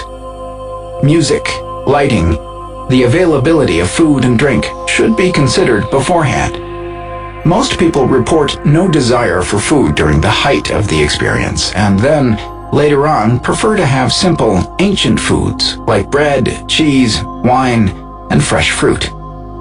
Hunger is usually not the issue.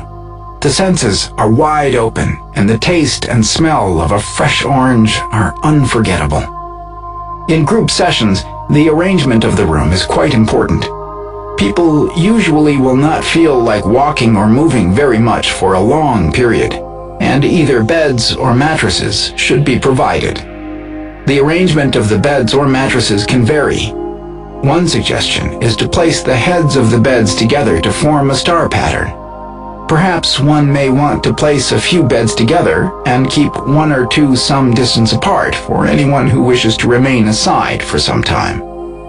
Often, the availability of an extra room is desirable for someone who wishes to be in seclusion for a period. If it is desired to listen to music or to reflect on paintings or religious objects, one should arrange these so that everyone in the group feels comfortable with what they are hearing or seeing.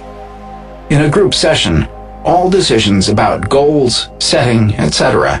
should be made with collaboration and openness. The Psychedelic Guide. For initial sessions, the attitude and behavior of the guide are critical factors. He possesses enormous power to shape the experience. With the cognitive mind suspended, the subject is in a heightened state of suggestibility. The guide can move consciousness with the slightest gesture or reaction. The key issue here is the guide's ability to turn off his own ego and social games, in particular, to muffle his own power needs and his fears. To be there, relaxed, solid, accepting, secure. The Tao wisdom of creative quietism. To sense all and do nothing except to let the subject know your wise presence. A psychedelic session lasts up to 12 hours and produces moments of intense reactivity. The guide must never be bored, talkative, intellectualizing. He must remain calm during long periods of swirling mindlessness. He is the ground control in the airport tower, always there to receive messages and queries from high-flying aircraft, always ready to help navigate their course, to help them reach their destination. An airport tower operator who imposes his own personality, his own games upon the pilot, is unheard of. The pilots have their own flight plan, their own goals, and ground control is there, ever waiting to be of service. The pilot is reassured to know that an expert who has guided thousands of flights is down there, available for help. But suppose the flyer has reason to suspect that ground control is harboring his own motives and might be manipulating the plane towards selfish goals. The bond of security and confidence would crumble. It goes without saying, then, that the guide should have had considerable experience in psychedelic sessions himself and in guiding others. To administer psychedelics without personal experience is unethical and dangerous. The greatest problem faced by human beings in general, and the psychedelic guide in particular, is fear. Fear of the unknown, fear of losing control, fear of trusting the genetic process and your companions. From our own research studies and our investigations into sessions run by others, serious professionals or adventurous bohemians, we have been led to the conclusion that almost every negative LSD reaction has been caused by fear on the part of the guide, which has augmented the transient fear of the subject. When the guide acts to protect himself, he communicates his concern to the subject. The guide must remain passively sensitive and intuitively relaxed for several hours. This is a difficult assignment for most Westerners. For this reason, we have sought ways to assist the guide in maintaining a state of alert quietism, in which he is poised with ready flexibility. The most certain way to achieve this state is for the guide to take a low dose of the psychedelic with the subject. Routine procedure is to have one trained person participate in the experience and one staff member present in ground control without psychedelic aid. The knowledge that one experienced guide is up and keeping the subject company is of inestimable value. Intimacy and communication, cosmic companionship, the security of having a trained pilot flying at your wingtip, the scuba diver's security in the presence of an expert comrade in the deep. It is not recommended that guides take large doses during sessions for new subjects. The less experienced he is, the more likely will the subject impose second and third bardo hallucinations. These intense games affect the experienced guide, who is likely to be in a state of mindless void. The guide is then pulled into the hallucinatory field of the subject and may have difficulty orienting himself. During the first bardo, there are no familiar fixed landmarks, no place to put your foot, no solid concept upon which to base your thinking. All is flux. Decisive second bardo action on the part of the subject can structure the guide's flow if he has taken a heavy dose. The role of the psychedelic guide is perhaps the most exciting and inspiring role in society. He is literally a liberator, one who provides illumination, one who frees men from their lifelong internal bondage. To be present at the moment of awakening, to share the ecstatic revelation when the voyager discovers the wonder and awe of the divine life process, is for many the most gratifying part to play in the evolutionary drama. The role of the psychedelic guide has a built-in protection against professionalism and didactic one-upmanship. The psychedelic liberation is so powerful that it far outstrips earthly game ambitions.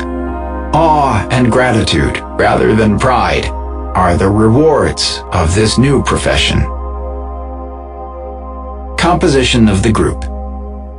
The most effective use of this manual will be for the experience of one person with a guide.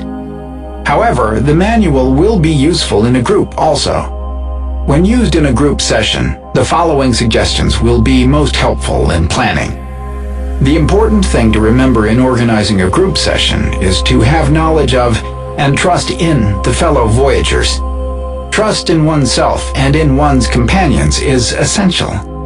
If preparing for an experience with strangers, it is very important to share as much time and space as possible with them prior to the session. The participants should set collaborative goals and explore mutually their expectations and feelings and past experiences. The size of the group should depend to some extent on how much experience the participants have had. Initially, small groups are preferable to larger ones. In any case, group experiences exceeding 6 or 7 people are demonstrably less profound and generate more paranoid hallucinations. If planning for a group session of 5 or 6 people, it is preferable to have at least 2 guides present. One will take the psychedelic substance, and the other, who does not, serves as a practical guide to take care of such concerns as changing the recordings, providing food, etc., and, if necessary or desired, reading selections from the manual. If it is possible, one of the guides should be an experienced woman who can provide an atmosphere of spiritual nurturing and comfort. It is sometimes advisable that the initial session of married couples be separate, in order that the exploration of their marriage game not dominate the session. With some experience in the consciousness expansion, the marriage game, like others, may be explored for any purpose: increased intimacy, clearer communication, exploration of the foundations of the sexual mating relationship, etc. Follow-up. Just as one day should be set aside for preparation, so also should at least one day, preferably more, be reserved for follow-up. Game schedules should be minimal, and no routine appointments or commitments made. A transcendent experience can be soul-shaking, and it is often painful to return at once to game reality. The person should avoid thinking too much about the session at first. His brain is like a computer that has received a huge amount of new information to be assimilated. Attempts to rationalize, explain, understand intellectually are usually made prematurely, sometimes even during the session. This is to be avoided. Maximal benefit accrues if the brain computer is given ample time without pressure to work through and integrate the vast quantities of new impressions. Thus, the first rule for the follow-up period is: avoid too much thinking and talking. Rest, relax, avoid games. Sometime toward the end of the post-session day, the voyager should meet with the guide or fellow voyagers to give a verbal account of his experience. Some of the most revealing insights can come from these comparisons. Each person has shot his own film, and the discrepancies and similarities between different versions of the same behavioral or external events can yield startling clarifications.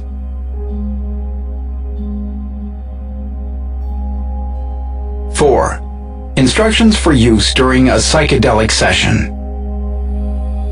First Bardo instructions. Oh, name of Voyager, the time has come for you to seek new levels of reality. Your ego and the name game are about to cease. You are about to be set face to face with the clear light. You are about to experience it in its reality.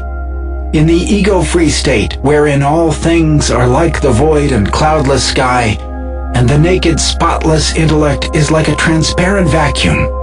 At this moment, know yourself and abide in that state. O name of Voyager, that which is called ego death is coming to you. Remember, this is now the hour of death and rebirth. Take advantage of this temporary death to obtain the perfect state, enlightenment. Concentrate on the unity of all living things. Hold on to the clear light. Use it to attain understanding and love. If you cannot maintain the bliss of illumination, and if you are slipping back into contact with the external world, remember, the hallucinations which you may now experience The visions and insights will teach you much about yourself and the world. The veil of routine perception will be torn from your eyes. Remember the unity of all living things. Remember the bliss of the clear light. Let it guide you through the visions of this experience. Let it guide you through your new life to come. If you feel confused, call upon the memory of your friends and the power of the person whom you most admire. Oh, name, try to reach and keep the experience of the clear light. Remember, the light is the life energy, the endless flame of life. An ever-changing, surging turmoil of color may engulf your vision. This is the ceaseless transformation of energy, the life process. Do not fear it. Surrender to it. Join it. It is part of you. You are part of it. Remember also, beyond the restless, flowing electricity of life is the ultimate reality, the void. Your own awareness, not formed into anything possessing form or color, is naturally void. The final reality, the all-good, the all-peaceful, the light, the radiance. The movement is the fire of life from which we all come. Join it. It is part of you. Beyond the light of life is the peaceful silence of the void, the quiet bliss beyond all transformations, the Buddha smile. The void is not nothingness. The void is beginning and end itself. Unobstructed, shining, thrilling, blissful. Diamond consciousness. The all-good Buddha. Your own consciousness, not formed into anything. No thought, no vision, no color is void. The intellect shining and blissful and silent. This is the state of perfect enlightenment. Your own consciousness, shining, void and inseparable from the great body of radiance, has no birth nor death. It is the immutable light which the Tibetans call Buddha Amitabha, the awareness of the formless beginning. Knowing this is enough. Recognize the voidness of your own consciousness to be Buddhahood. Keep this recognition, and you will maintain the state of the divine mind of Buddha. Second Bardo Preliminary Instructions. Remember, in this session, you experience 3 bardos, 3 states of ego loss. First, there is the clear light of reality. Next, there are fantastically varied game hallucinations. Later, you will reach the stage of re-entry, of regaining an ego.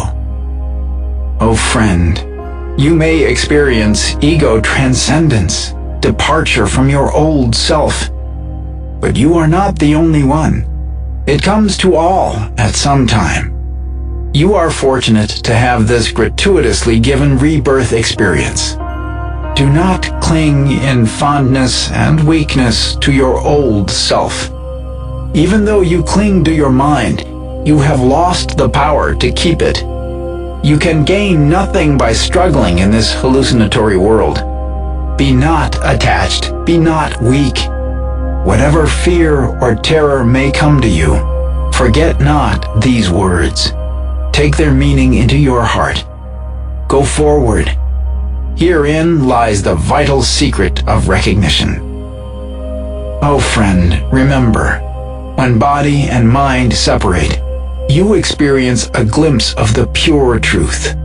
Subtle, sparkling, bright, dazzling, glorious, and radiantly awesome, in appearance like a mirage moving across a landscape in springtime. One continuous stream of vibrations. Be not daunted thereby, nor terrified, nor awed. That is the radiance of your own true nature. Recognize it. From the midst of that radiance comes the natural sound of reality. reverberating like 1,000 thunders, simultaneously sounding. That is the natural sound of your own life process. Be not daunted thereby, nor terrified, nor awed. It is sufficient for you to know that these apparitions are your own thought forms. If you do not recognize your own thought forms, if you forget your preparation, the lights will daunt you, the sounds will awe you, the rays will terrify you, the people around you will confuse you. Remember the key to the teachings. Oh friend, these realms are not come from somewhere outside yourself.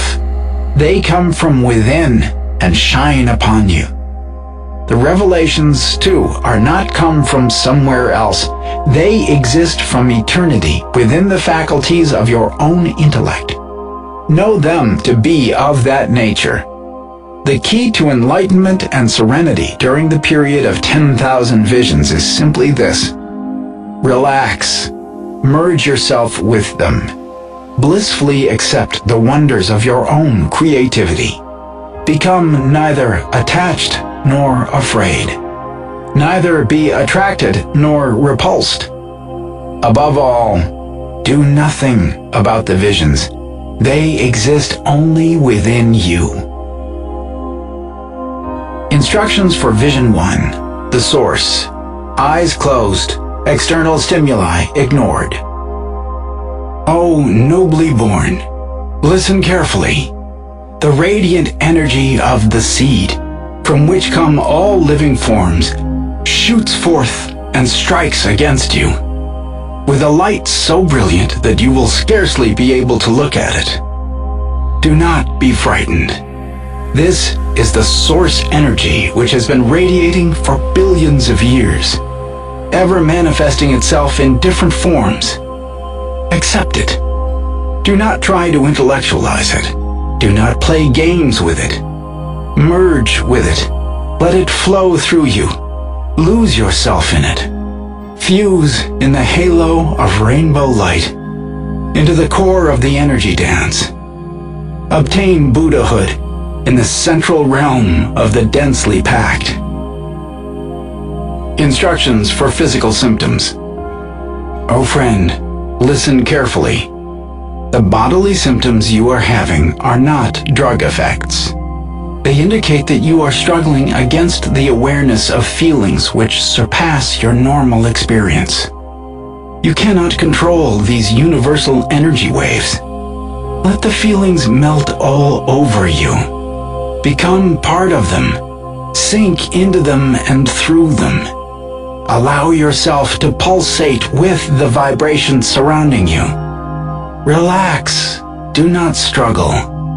Your symptoms will disappear as soon as all trace of ego-centered striving disappears.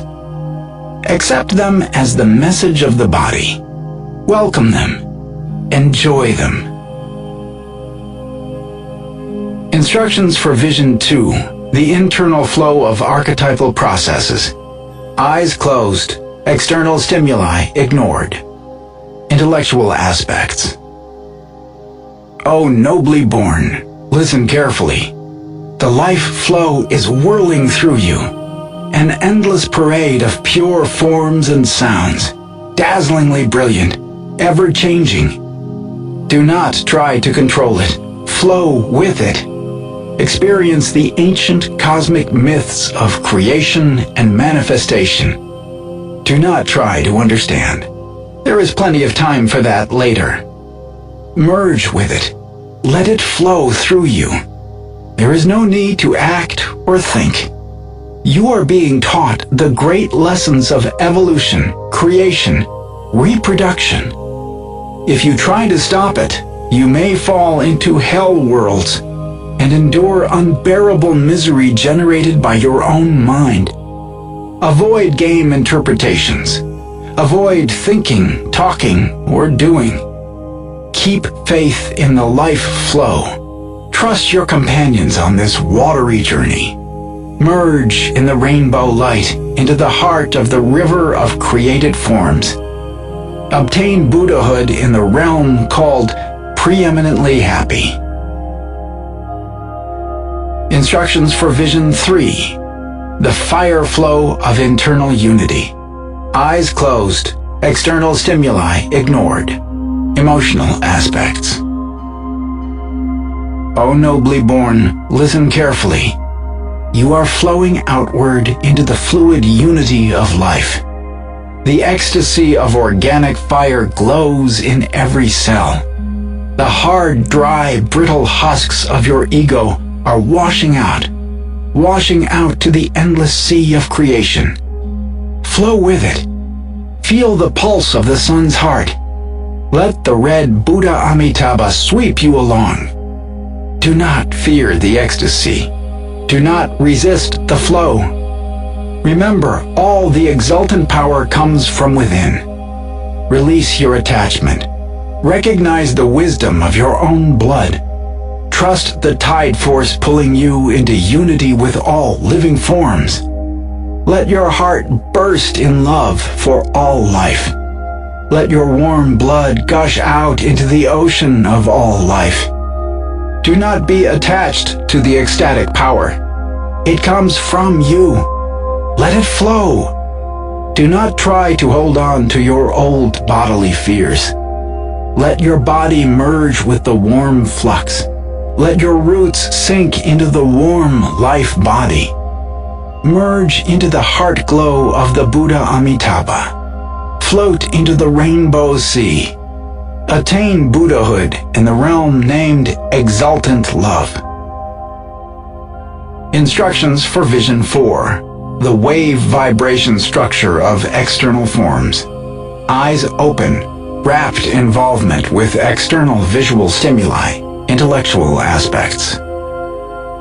O nobly born, listen carefully. At this point, you can become aware of the wave structure of the world around you. Everything you see dissolves into energy vibrations. Look closely, and you will tune in on the electric dance of energy. There are no longer things and persons, but only the direct flow of particles. Consciousness will now leave your body and flow into the stream of wave rhythm. There is no need for talk or action.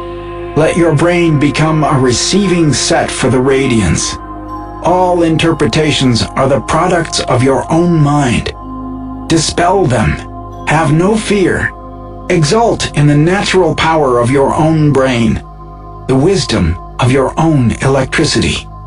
Abide in the state of quietude. As the three-dimensional world fragments, you may feel panic. You may beget a fondness for the heavy, dull world of objects you are leaving. At this time, fear not the transparent, radiant, dazzling wave energy. Allow your intellect to rest. Fear not the hook rays of the light of life, the basic structure of matter, the basic form of wave communication. Watch quietly and receive the message. You will now experience directly the revelation of primal forms. Instructions for Vision 5. The vibratory waves of external unity. Eyes open, rapt involvement with external stimuli such as lights or movements. Emotional aspects. O nobly born, listen carefully. You are experiencing the unity of all living forms. If people seem to you rubbery and lifeless like plastic puppets, be not afraid. This is only the attempt of the ego to maintain its separate identity. Allow yourself to feel the unity of all. Merge with the world around you. Be not afraid. Enjoy the dance of the puppets. They are created by your own mind. Allow yourself to relax and feel the ecstatic energy vibrations pulsing through you.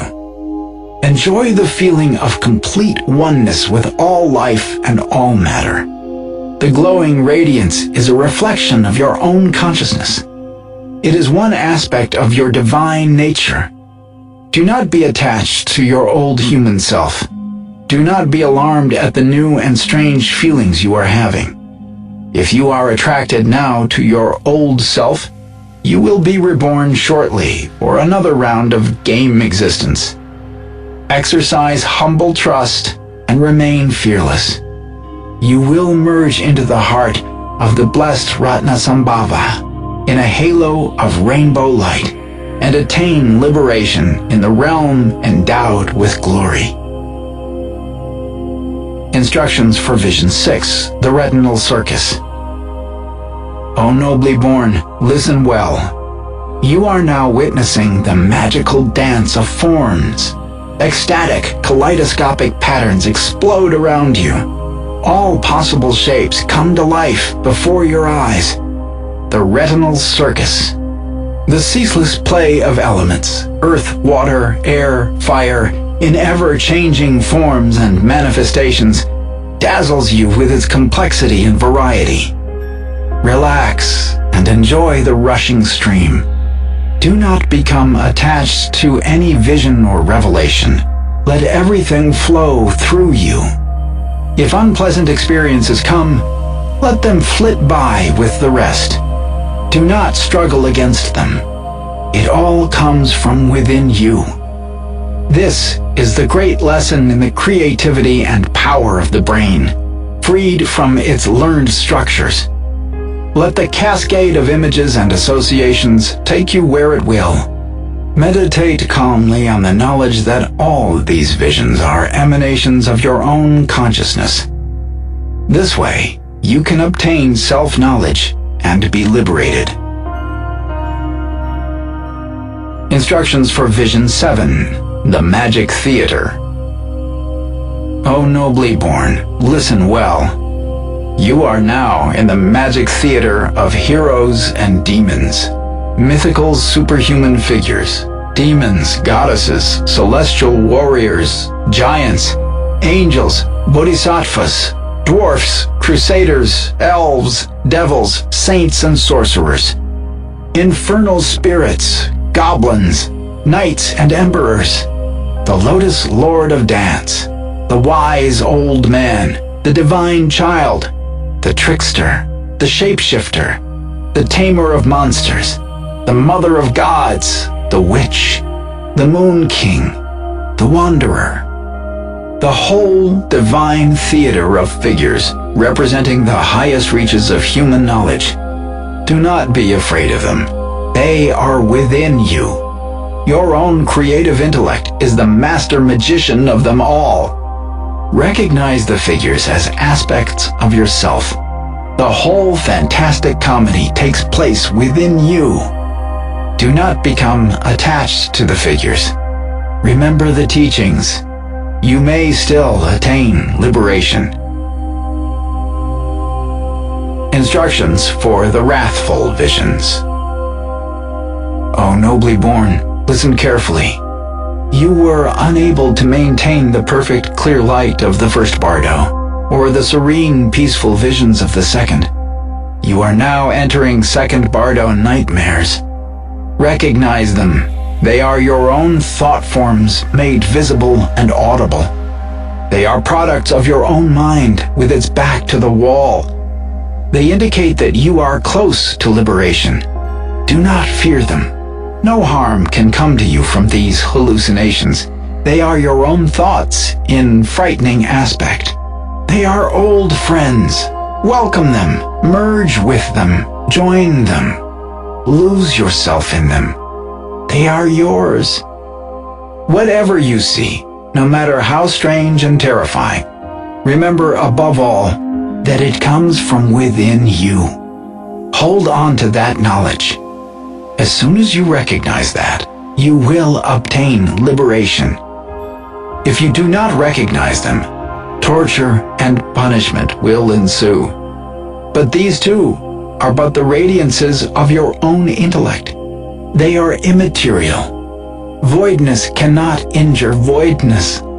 None of the peaceful or wrathful visions, blood-drinking demons, machines, monsters, or devils exist in reality, only within your skull. This will dissipate your fear.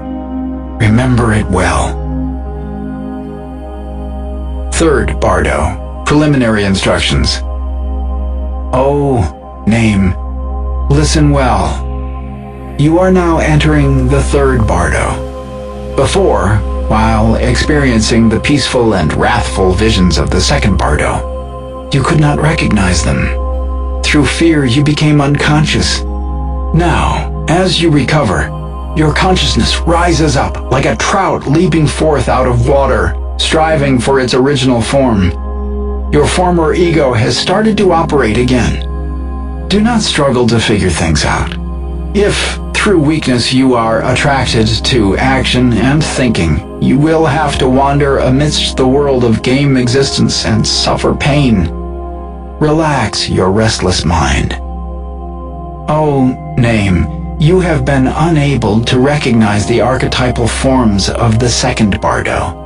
You have thus come down this far. Now, if you wish to see the truth, your mind must rest without distraction. There is nothing to do, nothing to think. Float back to the unobscured, primordial, bright, void state of your intellect. In this way, you will obtain liberation.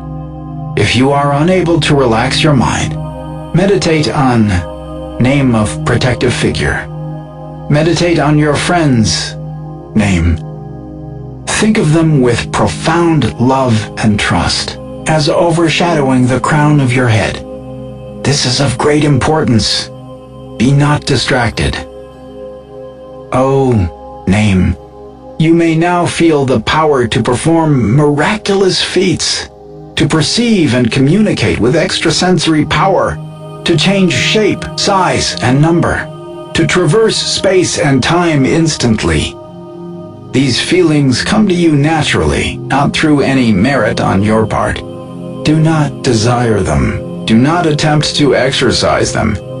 Recognize them as signs that you are in the third Bardo, in the period of re-entry into the normal world.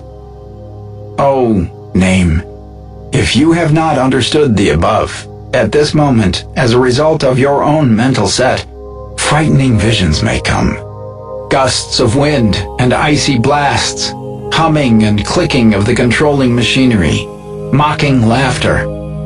You may imagine terror producing remarks, guilty, stupid, inadequate, nasty.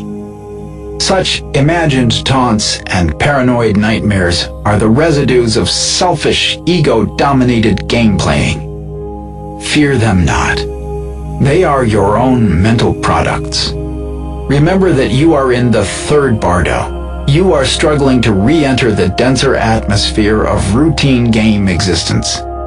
Let this re-entry be smooth and slow. Do not attempt to use force or willpower. Oh, name, as you are driven here and there by the ever-moving winds of karma, your mind, having no resting place or focus, is like a feather tossed about by the wind, or like a rider on the horse or breath. Ceaselessly and involuntarily you will wander about, calling in despair for your old ego. Your mind races along until you are exhausted and miserable. Do not hold on to thoughts. Allow the mind to rest in its unmodified state. Meditate on the oneness of all energy. Thus, you will be free of sorrow, terror, and confusion. Oh, name, you may feel confused and bewildered. You may be wondering about your sanity. You may look at your fellow voyagers and friends and sense that they cannot understand you. You may think, I am dead, what shall I do? And feel great misery, just like a fish cast out of water on red-hot embers. You may wonder whether you will ever return. Familiar places, relatives, people known to you appear now as in a dream or through a glass darkly. If you are having such experiences, thinking will be of no avail. Do not struggle to explain. This is the natural result of your own mental program. Such feelings indicate that you are in the third bardo. Trust your guide. Trust your companions. Trust the compassionate Buddha. Meditate calmly and without distraction. Oh, name. You may now feel as if you are being oppressed and squeezed, like between rocks and boulders, or like inside a cage or prison. Remember, these are signs that you are trying to force a return to your ego. There may be a dull gray light suffusing all objects with a murky glow. These are all signs of the third bardo. Do not struggle to return. The re-entry will happen by itself. Recognize where you are. Recognition will lead to liberation. Instructions for re-entry visions. Oh, name. You have still not understood what is happening. So far you have been searching for your past personality. Unable to find it, you may begin to feel that you will never be the same again, that you will come back a changed person. Saddened by this, you will feel self-pity. You will attempt to find your ego, to regain control. So thinking, you will wander here and there, ceaselessly and distractedly.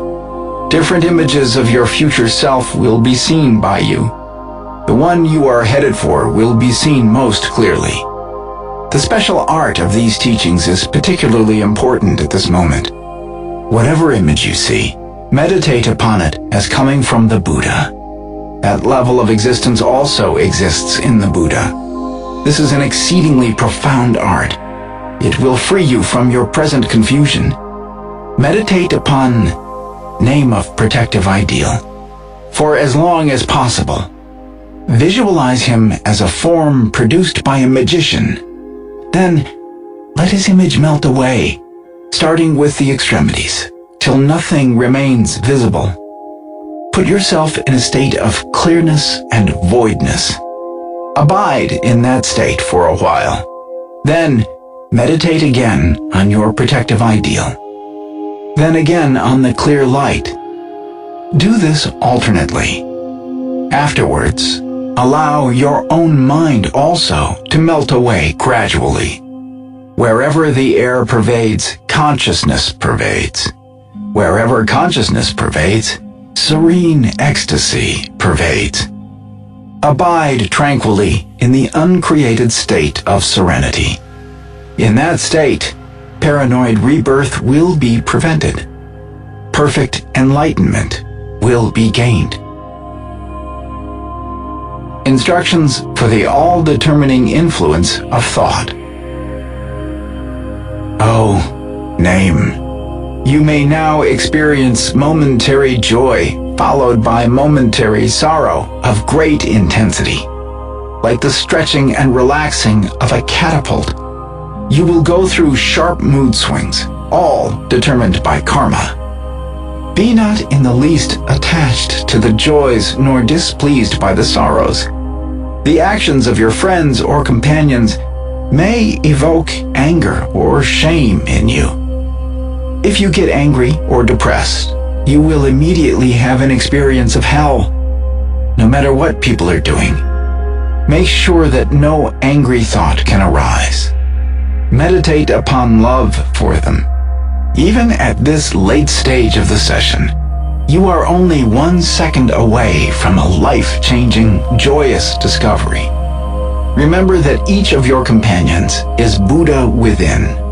Your mind, in its present state having no focus or integrating force, being light and continuously moving, whatever thought occurs to you, positive or negative, will wield great power. You are extremely suggestible. Therefore, think not of selfish things. Recall your preparation for the session. Show pure affection and humble faith. Through hearing these words, recollection will come. Recollection will be followed by recognition and liberation. Instructions for judgment visions. Oh, name. If you are experiencing a vision of judgment and guilt, Listen carefully. That you are suffering like this is the result of your own mental set, your karma. No one is doing anything to you. There is nothing to do. Your own mind is creating the problem. Accordingly, float into meditation. Remember your former beliefs. Remember the teachings of this manual. Remember the friendly presence of your companions. If you do not know how to meditate, concentrate on any single object or sensation. Hold this, hand the wanderer an object. Concentrate on the reality of this. Recognize the illusory nature of existence and phenomena. This moment is of great importance. If you are distracted now, it will take you a long time to get out of the quagmire of misery. Up till now, the Bardo experiences have come to you, and you have not recognized them. You have been distracted. On this account, you have experienced all the fear and terror. Even though unsuccessful thus far, you may recognize and obtain liberation here. Your session can still become ecstatic and revelatory. If you do not know how to meditate, remember person's ideal. Remember your companions. Remember this manual. Think of all these fears and terrifying apparitions as being your own ideal, or as the compassionate one. They are divine tests. Remember your guide. Repeat the names over and over. Even though you fall, you will not be hurt. Instructions for sexual visions. Oh, name. At this time, you may see visions of mating couples. You are convinced that an orgy is about to take place. Desire and anticipation seize you. You wonder what sexual performance is expected of you. When these visions occur, remember to withhold yourself from action or attachment. Humbly exercise your faith. Float with the stream. Trust the process with great fervency. Meditation and trust in the unity of life are the keys. If you attempt to enter into your old personality because you are attracted or repulsed, if you try to join the orgy you are hallucinating, you will be reborn on an animal level. You will experience possessive desire and jealousy. You will suffer stupidity and misery. If you wish to avoid these miseries, listen and recognize. Reject the feelings of attraction or repulsion.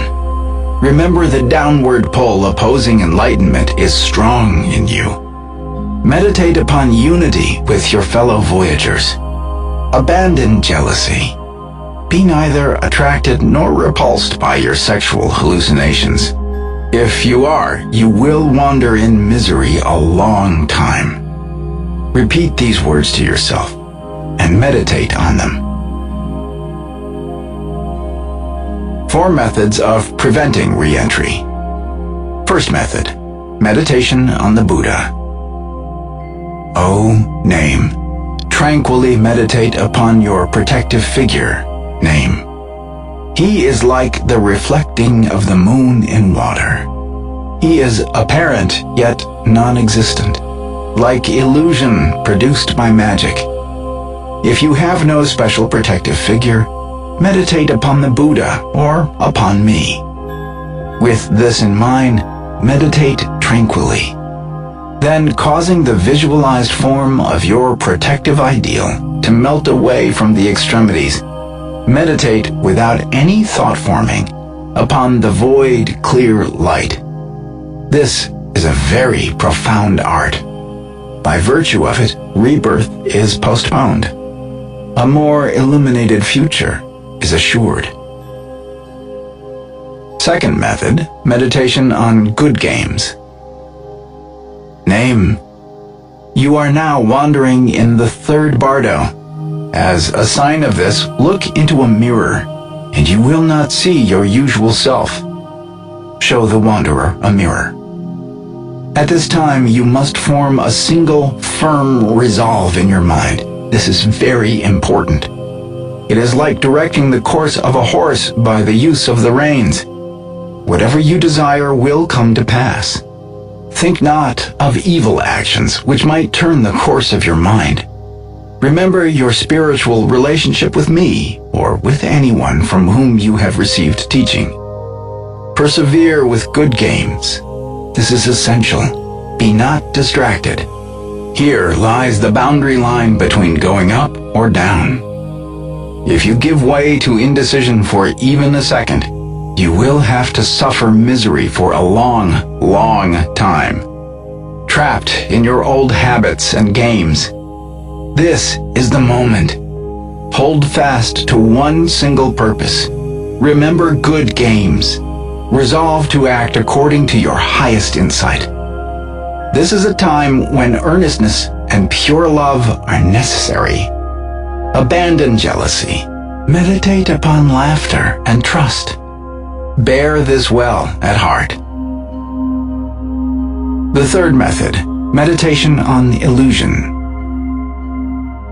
If still going down and not liberated, meditate as follows. The sexual activities, the manipulation machinery, the mocking laughter, dashing sounds and terrifying apparitions, indeed all phenomena, are, in their nature, illusions. However they may appear, in truth, they are unreal and fake.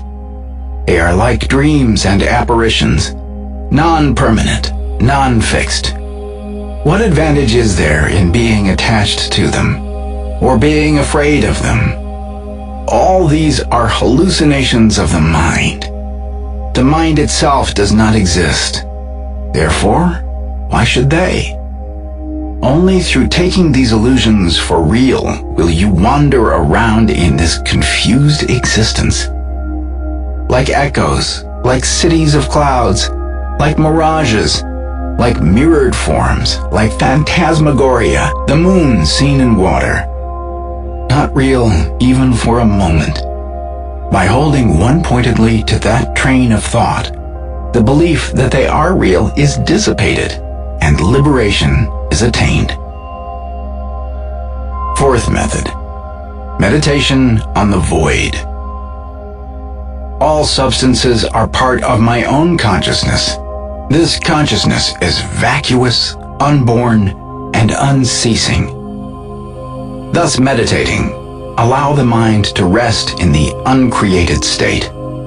Like the pouring of water into water, the mind should be allowed its own easy mental posture. In its natural, unmodified condition, clear and vibrant. By maintaining this relaxed, uncreated state of mind, rebirth into routine game reality is sure to be prevented. Meditate on this until you are certainly free. Instructions for choosing the post-session personality. Name. Listen. It is almost time to return. Make the selection of your future personality according to the best teaching. Listen well. The signs and characteristics of the level of existence to come will appear to you in premonitory visions. Recognize them. When you find that you have to return to reality, try to follow the pleasant, delightful visions. Avoid the dark, unpleasant ones. If you return in panic, a fearful state will follow. If you strive to escape dark, gloomy scenes, an unhappy state will follow. If you return in radiance, a happy state will follow. Your mental state now will affect your subsequent level of being. Whatever you choose, choose impartially, without attraction or repulsion. Enter into game existence with good grace, voluntarily and freely. Remain calm. Remember the teachings.